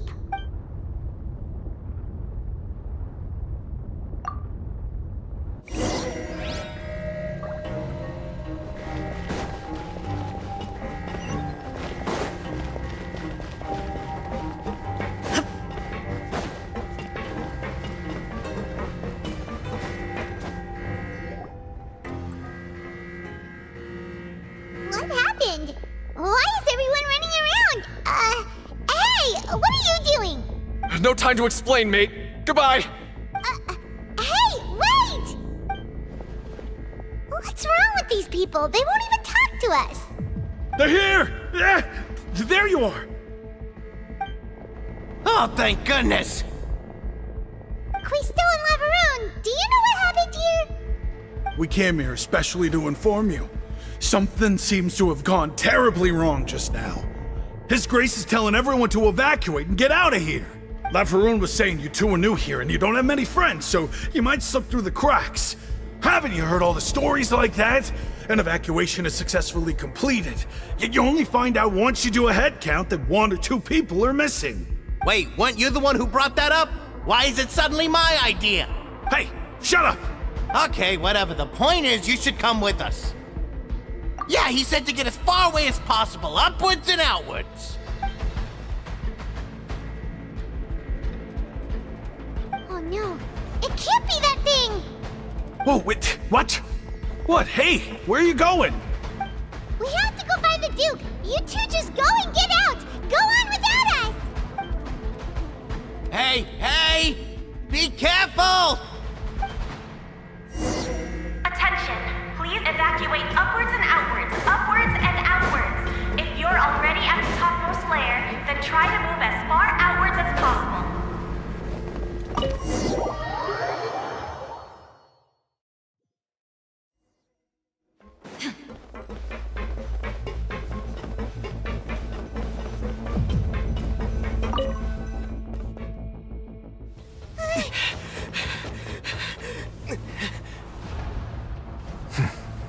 They're here. Just like I said. We have it! Huh.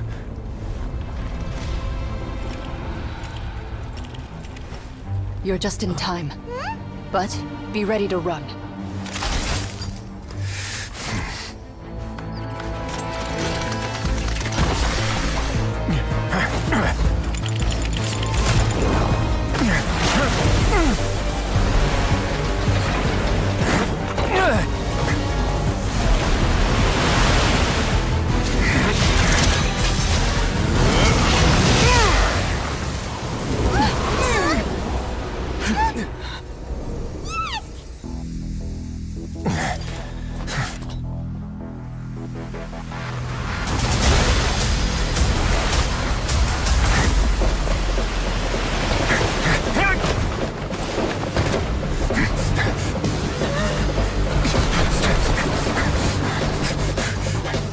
Three, 2, 1.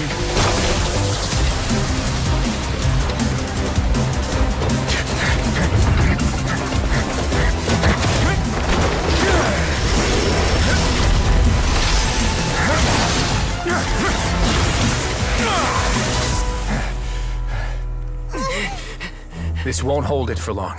Find Neuvillette. Tell him the defenses are about to collapse. Then what will happen to you? Until he arrives, we're the last line of defense.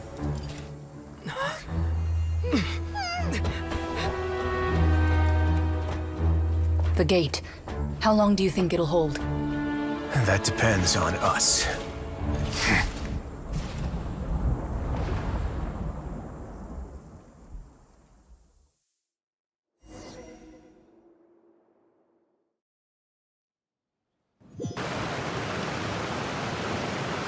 Neuvillette?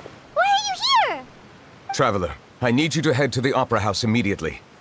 Farina will soon be meeting with the knave there. You must protect Farina, and make sure she doesn't spend too much time alone with her. Will do.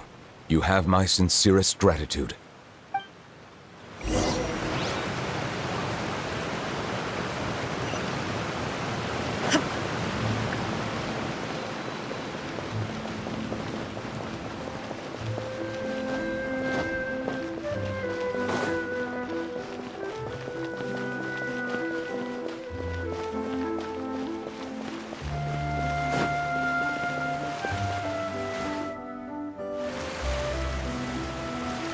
Look! There are a ton of Fatui and Palais Mermonia people over there! The knave is probably here already. We need to hurry! you two the Traveler and Paimon? Monsieur Nervalet has left instructions. Please follow me. Though I'm sure he's already explained, this should be a mostly cordial conversation, unlikely to give rise to violence. But it would be most appreciated if you could protect Lady Farina to the best of your abilities.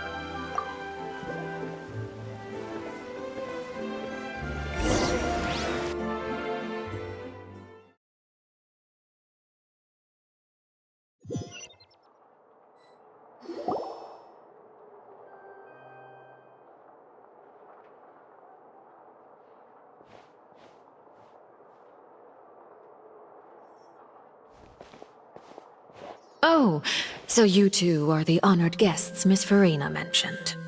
Of course, of course! How could they not attend a meeting such as this? I must always have 2 or more guests at my dessert table. Otherwise, the occasion would be too lonely and unbecoming of my station. It is my pleasure to make your acquaintance, traveler. I have heard much of your accomplishments. I am the Knave, one of the 11 Fatui Harbingers.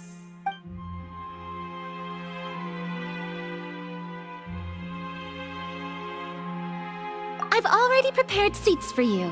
Come, sit beside me. Perhaps you two are unaware of how Miss Farina and I do things. You see, we actually recently agreed to get together for tea when we had the time. See this? This is a limited type of confectionery that Miss Farina simply adores. There are only 16 slices sold every day. Here, why don't you and Paimon have a taste?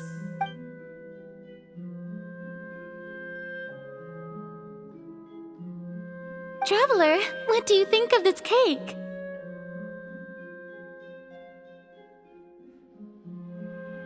That's good to hear. So what Child said was on the mark after all. You do share a taste in desserts with Farina and I. I wonder how he's doing nowadays. You must have heard, right? He's suddenly gone missing. I'm really worried about his safety, you know. Here's to hoping that he's an excellent swimmer. Since we're talking about him, I feel like I should add something. His martial prowess really looked certainly pretty impressive, yeah. Oh, so you're also familiar with his aptitude for fighting, Miss Farina. Oh, right. I almost forgot. Child was subdued by Udex Nuvillette right in front of you. Against ordinary people, my colleague would never be on the back foot. But alas, he just never imagined he'd run into such a person. I must express my admiration for Monsieur Nuvillette. Coming from you, that's not surprising at all. But I thought you would be happier to hear the news. Of course, but it's still a bit of a shame.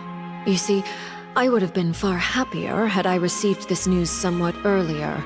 As you well know, a long time has passed since Child disappeared. Well, in any case, there's no need to worry. We know for sure that Child is still alive. Oh, and just how do you know that? Because we found evidence that proved he left the Fortress of Meripede. And where did he go after leaving the fortress? Well... The Fortress of Meripede lies deep beneath the waves. Unless he pranced right out of the main gate, he must have had to swim for it. Do you have any proof that he surfaced safely?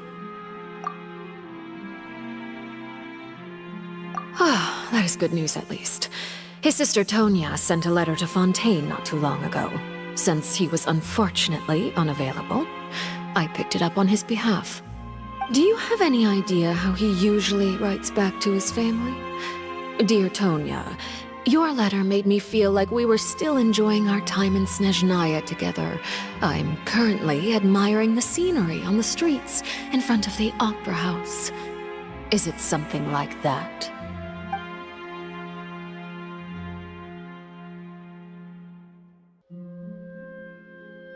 All letters tend to follow the same few formats anyway, right? As long as the contents are accurate, it doesn't matter so much how it's written or how it's worded. Hold on. The water in the teacup is shaking. I suppose this is also a sign of things to come, Miss Farina. Huh? I don't quite understand what you're trying to say. Have we entered into the next stage of the prophecy?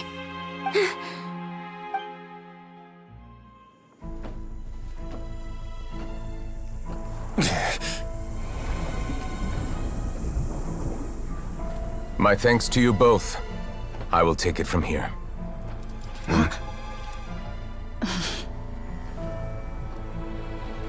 Sure you don't need a hand? Quite sure. Wow. So, what's your secret, huh? Let me guess. Nah, who knows? Maybe it's just your sense of responsibility. Sounds about right.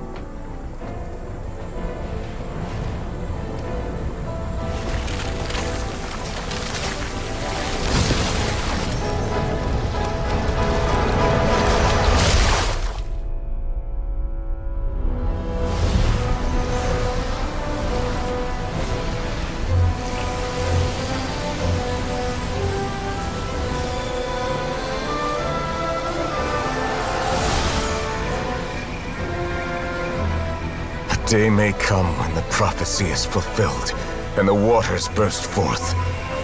But it is not this day! This ancient power could easily obliterate an entire race. A tsunami of fury would unleash endless catastrophe.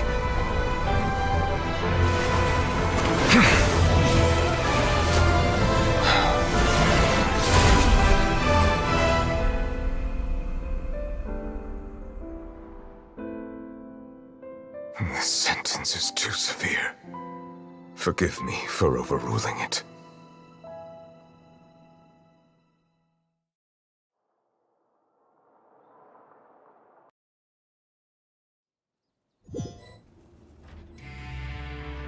All right. Seems like the problem inside has been suppressed. Let me guess, we're safe for now. Indeed. But only for now. I win this bet. You owe me a present. Very well. It was indeed just as you said. You made a bet?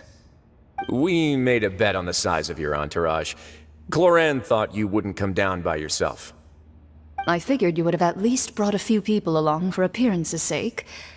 It appears I underestimated just how confidential the mission was. Shouldn't you have gotten used to confidential missions by now? That's just how the courts operate. So what gift must the loser give? Tea? He already has tons of tea in his office. I'm thinking about a set of legal codices. That wouldn't happen to be a dig at my lack of legal awareness, would it? Well, I'm sure His Grace doesn't consider the fortress to be outside the law. I was under the impression the residents of a place like this would be uninterested in the legal codices. That was obviously a joke. Anyway, you've still got some unfinished business to attend to in the overworld, correct? No need to stay here if you have a pressing matter. We all know you can't leave Palais Mermonia for long. Thank you. I hope everything went smoothly with the Fatui Harbinger.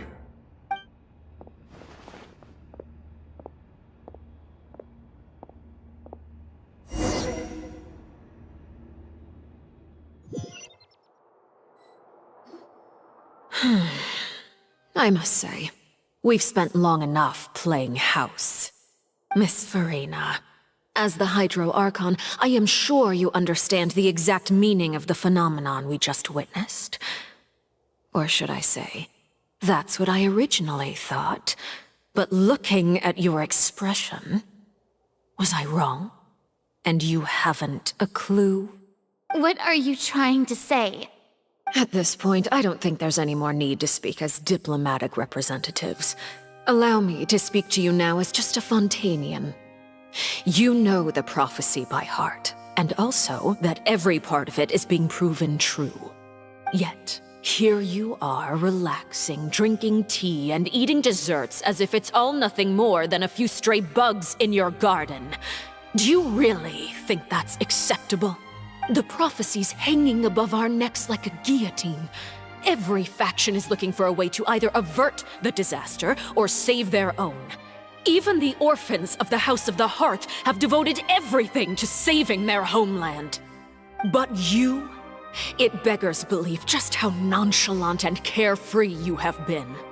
From the very beginning, you, the god Focalor, you have utterly failed to take action. You're wrong. I've never ignored the prophecy, nor have I just been passing the time in self-indulgence. Retract your accusation and stop doubting the wisdom of the gods with such absurd conjectures! I am not alone in my doubts, you know. All the children of Fontaine may be harboring the exact same thoughts right now. Oh, great Hydro Archon. How are you going to save them? Save us? How are the people you've sworn to protect supposed to survive in a land that will soon disappear beneath the waves? I have my ways, and I've been working on them for all this time. Even if you look down upon me, you have no right to judge me! Fontaine will be saved. Even if I still cannot see the true future right now, as long as I continue on as I am, I will be able to hold my head up high!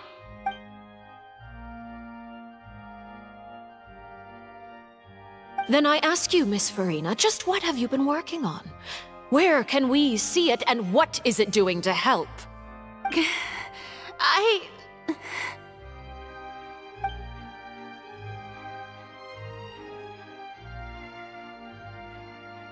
My machinations are just like the prophecy itself. They will only reveal themselves at the fated time. It is just that beings like yourselves are unable to perceive them as of yet. I see. As a god, the proof of your labor always lies beyond prying mortal eyes. Allow me to be so bold as to ask another way. Would it be possible for you to tell us the parts of your plan that are not confidential? Such as your emergency response plan for the impending disaster? An emergency response plan? Oh, that look in your eyes. Have you not even prepared one of those?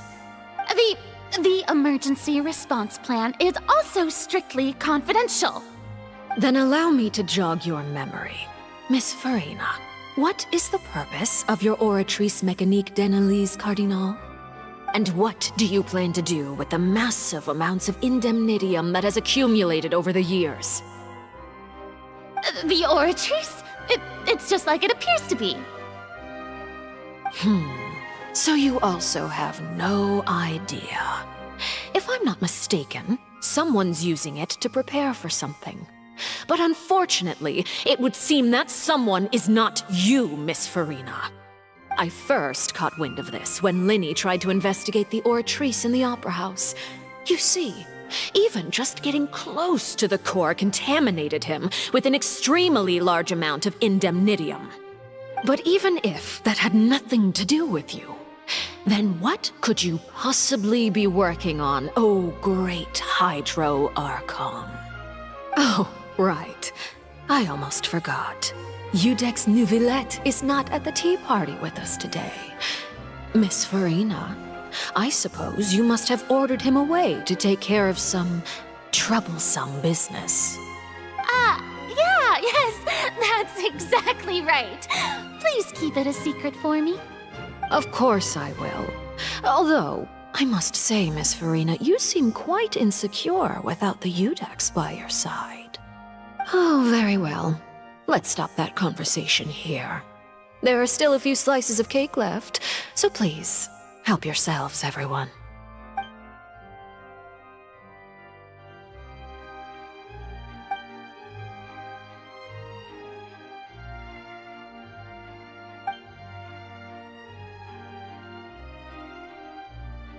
Traveler, I heard that you were recently commissioned to handle a few matters on behalf of the Udex. Why don't you take an extra slice of cake? Those who work hard deserve gratitude and praise. You too, Paimon. Thank you. Paimon will take you up on that offer.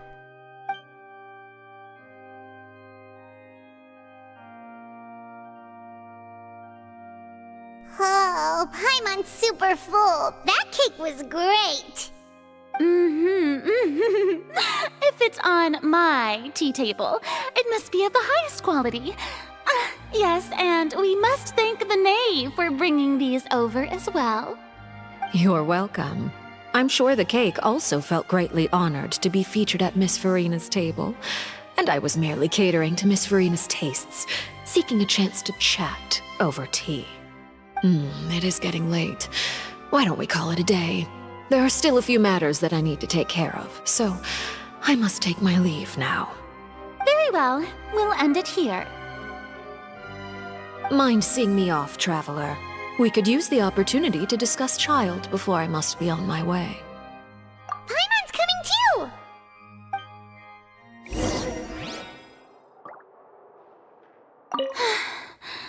The tea party turned out to be even more difficult than I'd imagined.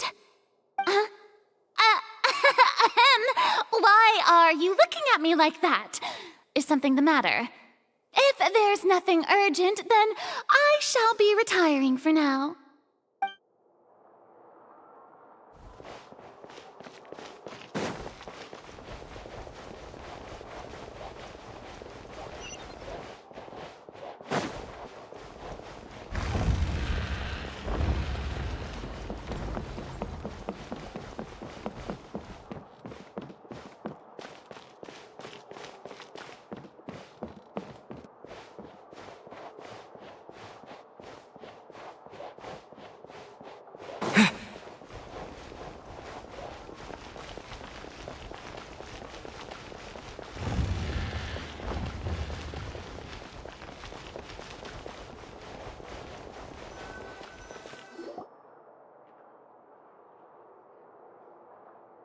I'm glad that you were willing to come with me. Of course, Child was just an excuse. I have no interest in your dealings with him. That's what Paimon thought. You lent your aid to the children of the House of the Hearth. As their father, I would like to express my gratitude. Do I look like an irresponsible father to you? The House of the Hearth is very important to me. You should know that I care deeply about my children. That was all. Formal topics should be discussed in formal settings, and informal topics in informal settings. I know you just returned from the fortress of Meripede. Relax. I have no intention of trying to get anything out of you. Linny, Lynette, and Fremine are still there, and I trust their judgment and abilities. They've all been working very hard and have always done all they can to fight back against anyone who tried to stop them, especially Linny. You mean Ridesley. He's a tricky one to deal with. It's unfortunate that Linny's so eager to prove himself that he can't learn to rely on others, including me. By the way, and you can just consider this a bit of idle gossip, but what's your impression of Farina? You are outside of our disputes, and the freest person in all of Fontaine, able to move around most easily. Allow me to share my perspective with you. And that's everything that happened during the trial. Master Child was declared guilty and immediately transported to the Fortress of Meripede. Didn't he say he was coming here on vacation? Does he not feel an ounce of shame for all the trouble he has caused?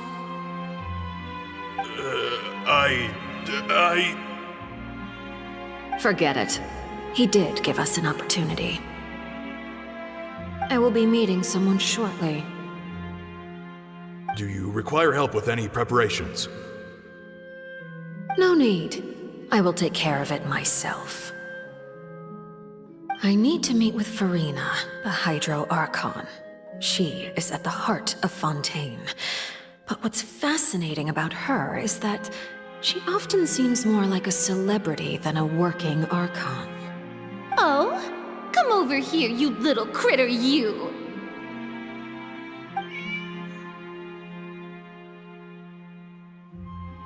You dare to run from me? Stop right this instant! My goal is just to discover the location of the Gnosis. But I didn't expect the chance to approach Farina to be handed to me on a silver platter. This is so easy, it's actually making me a bit suspicious. Anything left unguarded is usually just bait. But no one will blame someone for taking the bait. After all, from the moment it was attached to the hook, the bait is meant to be sacrificed. It's just as I guessed in the second before I struck. The Hydronosis is not currently held by the Archon. In fact, this Archon doesn't seem like a god at all. And I sense that she's under some kind of curse. Who are you? And what are you trying to do? Please don't kill me! I'm begging you, please! The fear in her pupils is genuine, so perhaps she's not bait after all. Either way, targeting her has lost all meaning. I left the scene with ease. Nobody came looking for me, and nobody could serve as a witness to my near assassination of Focalor. I suspect even Farina dares not mention this incident to anyone. Not long after, my informants confirmed what I had guessed. After returning to her quarters, Farina quietly cried alone. She was so scared that she could not sleep that night, nor could she even bring herself to eat her cake. There's no doubt that there's something wrong with her. I began to entertain the possibility that she is not the true Hydro Archon. Perhaps Iudex Neuvillette is actually the genuine article. I have to find the Gnosis. If the Neuvillette hypothesis is correct, he is probably in possession of it. Alternatively, it might have been hidden in a place that's hard for ordinary people to access. Yes, Father. My dear children, please speak. News from the fortress of Meripede. Master Child has gone missing. On top of that, the contacts and guards we bribed at the fortress have all gone quiet as well. Probably the handiwork of that Ridesley. I'm afraid so. This is a good opportunity. The value of a Harbinger is much higher than most would imagine. We now have an excuse to exert diplomatic pressure on the Fontaine authorities. Set up a meeting for me. I would like to meet the Hydro Archon and Iudex Neuvillette. Oh, and I have an additional mission for you three. Yes, Father. Tartaglia's disappearance was not a part of my plan, but I can use it to make a breakthrough. With this as my excuse, I can ask for an official audience and continue my investigation of Farina and Iudex Neuvillette. The initiative belongs to the House of the Hearth. My wish to investigate the fortress of Meripede will be a front. Linny and his group will be responsible for the actual intelligence gathering.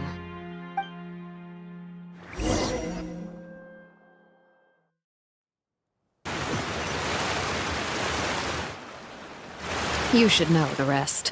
Linny's group is quite close to you, so they wouldn't have hidden anything from you.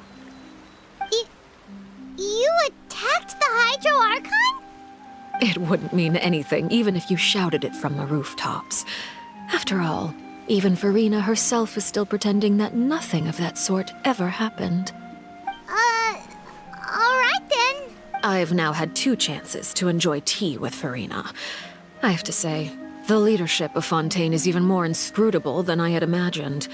I once surmised that Iudex Neuvillette must be the Hydro Archon, but now, that doesn't seem right to me either.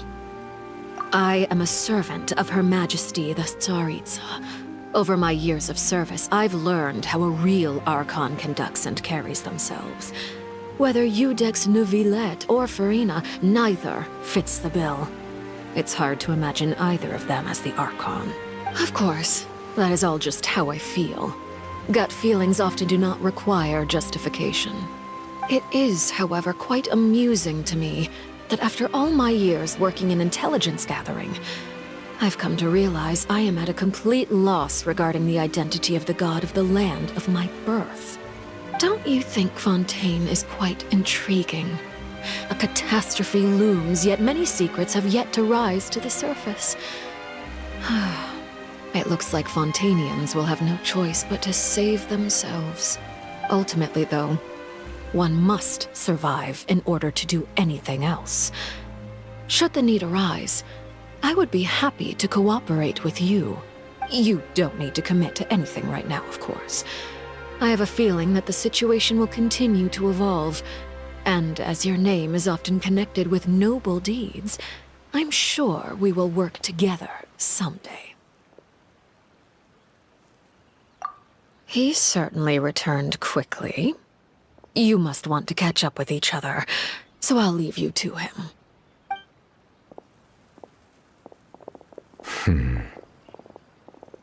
Neuvillette, is it over? For now, yes.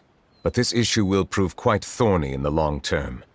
I'm concerned that sooner or later the prophesized events will occur. Thank you for protecting Farina. To put it simply, I used my power to force back the primordial sea and reseal the sluice gate.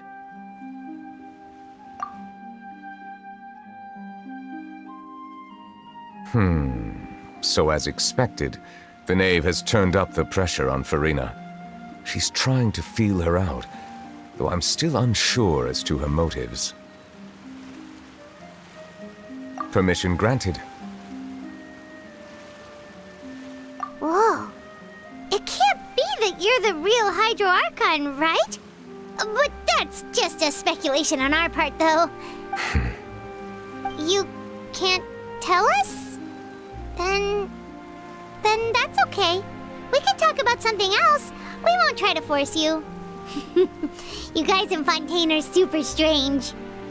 If by the phrase, you guys, you are referring to Farina and I, then although I'm not sure just what you are trying to imply, I must clarify that I do not share her positions on a multitude of topics. I believe so. The fortress has a long and complex history.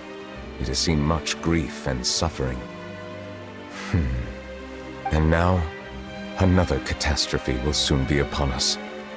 I mourn this turn of events. Huh?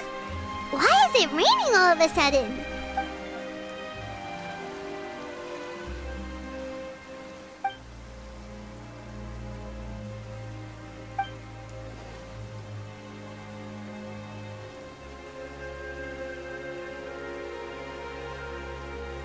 You may be closer to the truth than you think. Oh? And what are you thinking? The dragon of... what? Huh? Please do not be so surprised. Farina? Neuvillette, are you listening? My apologies. We were just guessing randomly. We didn't guess right, did we? You're not actually the dragon sovereign of water, right? Well, if you don't want to confirm or deny... You guessed correctly. I sincerely hope you'll be able to keep this a secret for me. Right, of course. We'll definitely help you keep it a secret. There's still something Paimon wants to ask you, though. Please, go ahead. Well, if you are the dragon sovereign of water, and you were able to force back the primordial sea from the fortress, then since Fontaine's prophecy is all about seawater, couldn't you just use your power to solve the crisis? None of the currently living dragon sovereigns in the world, myself included, possess our full dragonhood. They say that when the first usurper arrived on Tivat, they seized a part of the dragon's power.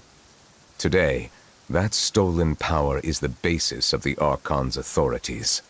There are 7 elemental archons and 7 matching dragon sovereigns. The dragon sovereign of water who lived through that era perished a long time ago. As their successor, I know far less of that part of our ancient history. In any case, I believe I will not be able to do much unless the Archon disappears and returns their elemental authority to me. Given the status quo, however, I would recommend finding another way to deal with the prophecy. Oh, so even you can't solve it. I still have some urgent matters to attend to at my office. If you have any more questions regarding ancient history, you are welcome to discuss them with me at a later time. Please go right ahead. There's a place that Paimon wants to go too.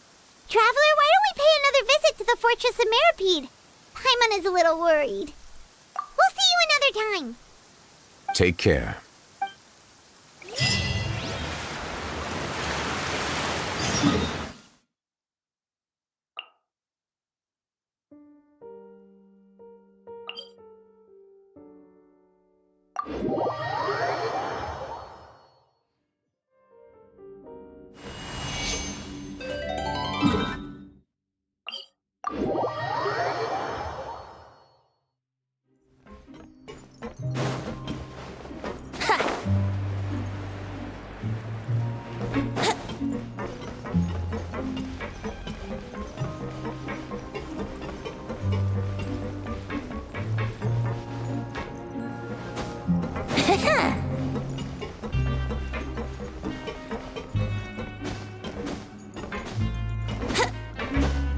Wouldn't gliding be faster?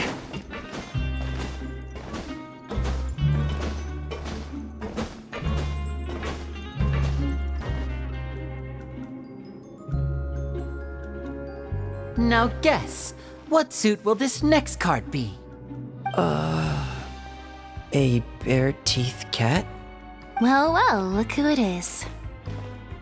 Traveler, Paimon. Hello, everyone. Looks like you're recovering nicely from it, eh? Mm-hmm. Thanks to everyone's support. Oh, right. I managed to work up the courage to thank Miss Clorant in person. Whoa, how did she react? She told me that it was nothing. It was as if saving a life wasn't a big deal to her at all. She also told me not to worry about it. She didn't want to stress you out, that's all. She's right, and it's best not to dwell on it. Yeah. Okay, but check this out. We went back to the opera house and we met the knave. You met Father? Did she say anything to you? She said a few things that were, a bit hard to understand. And also that she's looking forward to working with us in the future. Her attitude towards you is even better than what we'd imagined. That's fantastic. You should believe her. She has her own way of doing things, and she'll do everything in her power to help those she considers close, which now might also include you. Mm-hmm. Father is very capable, and also trustworthy. Oh, Paimon just remembered that she thought Linny was a bit too proud as well. She said that you should learn how to rely on others sometimes. Got it. Huh. That does sound like something that Father would say. Hey! Are you going to stay here for the next few days? Looks like it, yeah. Excellent. I will host a tea party. For real? Then Paimon wants another serving of cake. Another implies that you were already served some delicious cake while you were up there. How lovely. Well, next time, you're going to have tea and snacks with us.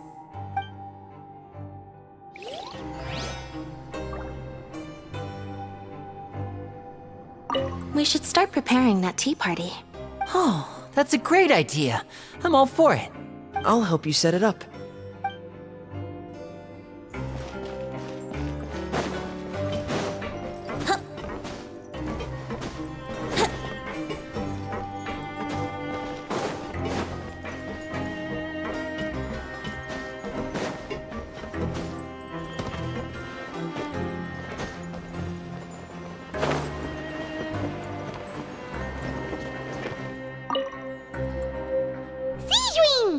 Traveler, Paimon, you're back! Are you still doing alright? Did either of you get hurt? We're It was such a huge mess. How bad was it?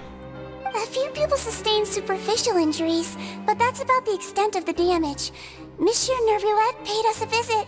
It was all thanks to him that we managed to suppress the crisis for the time being. Oh, of course, we must also thank you for the help you provided. How did Nervulette know that he was needed here? Well, Monsieur Nervulette has strong resonance with the hydro element. When the water level rises, he can feel the waves produced. I ran into the bombshell bros while bandaging the injuries of the wounded. They were mumbling the whole time about how you just ran down without a word. I'm so relieved to see that you're both all right. If you're not too pressed for time, please stay with us a few more days. Just let me know if you get a craving for any particular dish, so I can have Mr. Wolsey get your meals prepared. Oh, and please feel free to visit the infirmary for a break at any time. I'd like to take the opportunity to spend some more time observing your facial muscles as well. Your happy smiles are quite contagious, you know. They're so memorable, and I've missed them immensely while you were gone. Yahoo!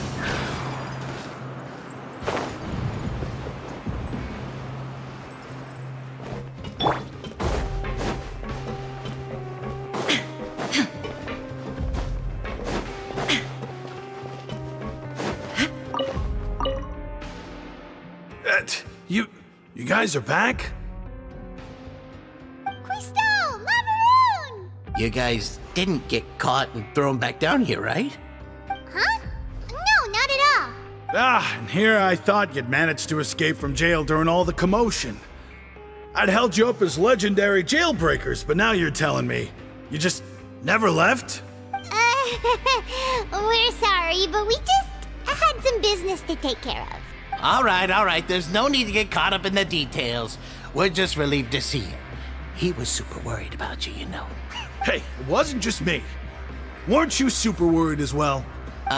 Something like that, yeah. I was also transferred to work in the kitchen a few days ago. I can still hear Quisto mumbling to the carrots. Are those two all right? Do you think they made it out alive? Whenever he'd say that, I'd tell him I'm sure they're fine. Wherever they are, they're kicking back with drinks in hand, enjoying the lovely scenery. Hey, there's nothing wrong with worrying about your prison pals. Is there? I mean, considering how they always love listening to all my gossip. These two. They sure are a lot warmer and friendlier than when Paimon first met them. Oh, well, if you say so. I'll be watching you to make sure you finish every last bite.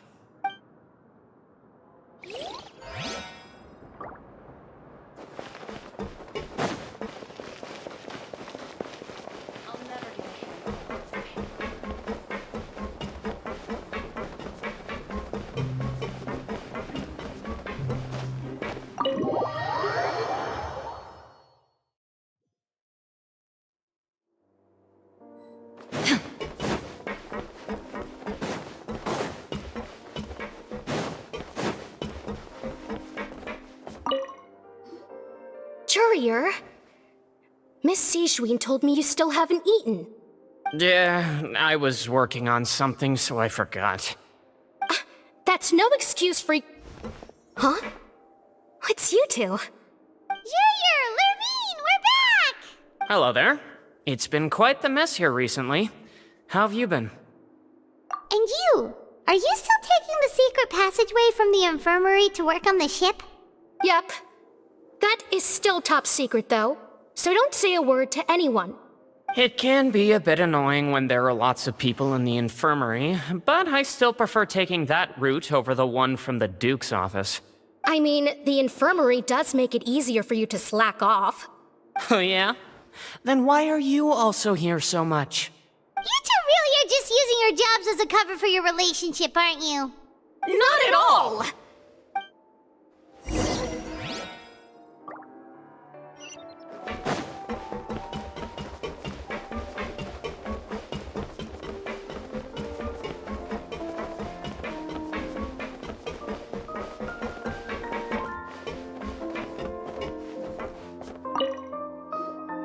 Do my eyes deceive me, or did I just see two inmates come back after making it to the surface? Some strange winds blowing of late. We Julius is doing. Is everything still alright? We're fine, for the most part. Neuvillette came down and took care of the worst of it. If that's the case, why don't you just ask him to stay here? Oh, yeah, what a brilliant plan. Let's go convince the Eudex himself to exchange the Courts of Fontaine for a puddle of water in the middle of nowhere. He came here in a hurry and left without even stopping for a cup of tea. He did remember to take Miss Sigewinne's gift with him, though. He sure sounds super busy. Miss Clorinde has left as well. She also took her gift from Miss Sigewinne. Were the gifts milkshakes? Neuvillette got the milkshake. Clorinde received lipstick instead. Those aren't even remotely alike. Well, it's Neuvillette's own fault for making Sigewinne worried about his health by working so much. But besides that, our head nurse is still pretty fond of picking out beauty products for the ladies. Oh, and I have some gifts here for you as well. Are these from Sigewinne too? Nope, they're from yours truly. You've already wrapped up your work at the fortress, so you can return to the surface at any time. You haven't yet served your full prison term, however, so you may continue to use your cell until your term is up. For real?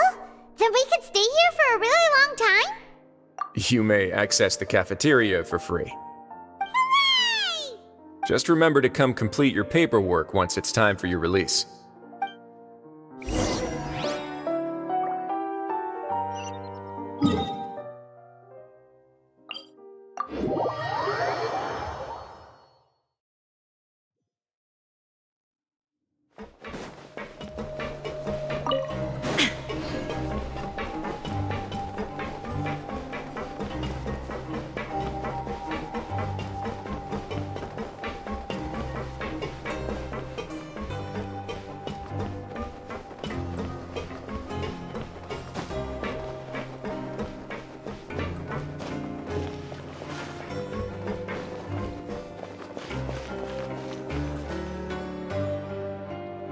We're back in our cell again. We're no longer prisoners though, so it really doesn't feel the same. Sure feels that way. But the truth is, we never did anything bad to begin with, so I'm not sure why we put so much pressure on ourselves. Huh? How did you know? Hey, that's not true! Alright. Okay, Paimon just wanted to say that we really are an amazing duo after all. It's like, we've now gone to so many places together and become friends with so many people. We've never stopped traveling or stopped meeting new friends. There are so many bad things in the world, and we're just two people, but we've still been solving problems no matter where we go. Isn't that pretty cool? You're counting Paimon today? Aren't you the only adventurer here? Then let's ask Catherine to give Paimon an adventurer handbook as well! Paimon will also be an adventurer from today forward! Just our thoughts making Paimon giddy. Paimon's gonna crash, so you sleep soon too. The last time we fell asleep here, we woke up to a whole mess outside our cell. The primordial seawater nearly rose up. That was so scary. We should be safe now, right? Alright then, good night to you, traveler.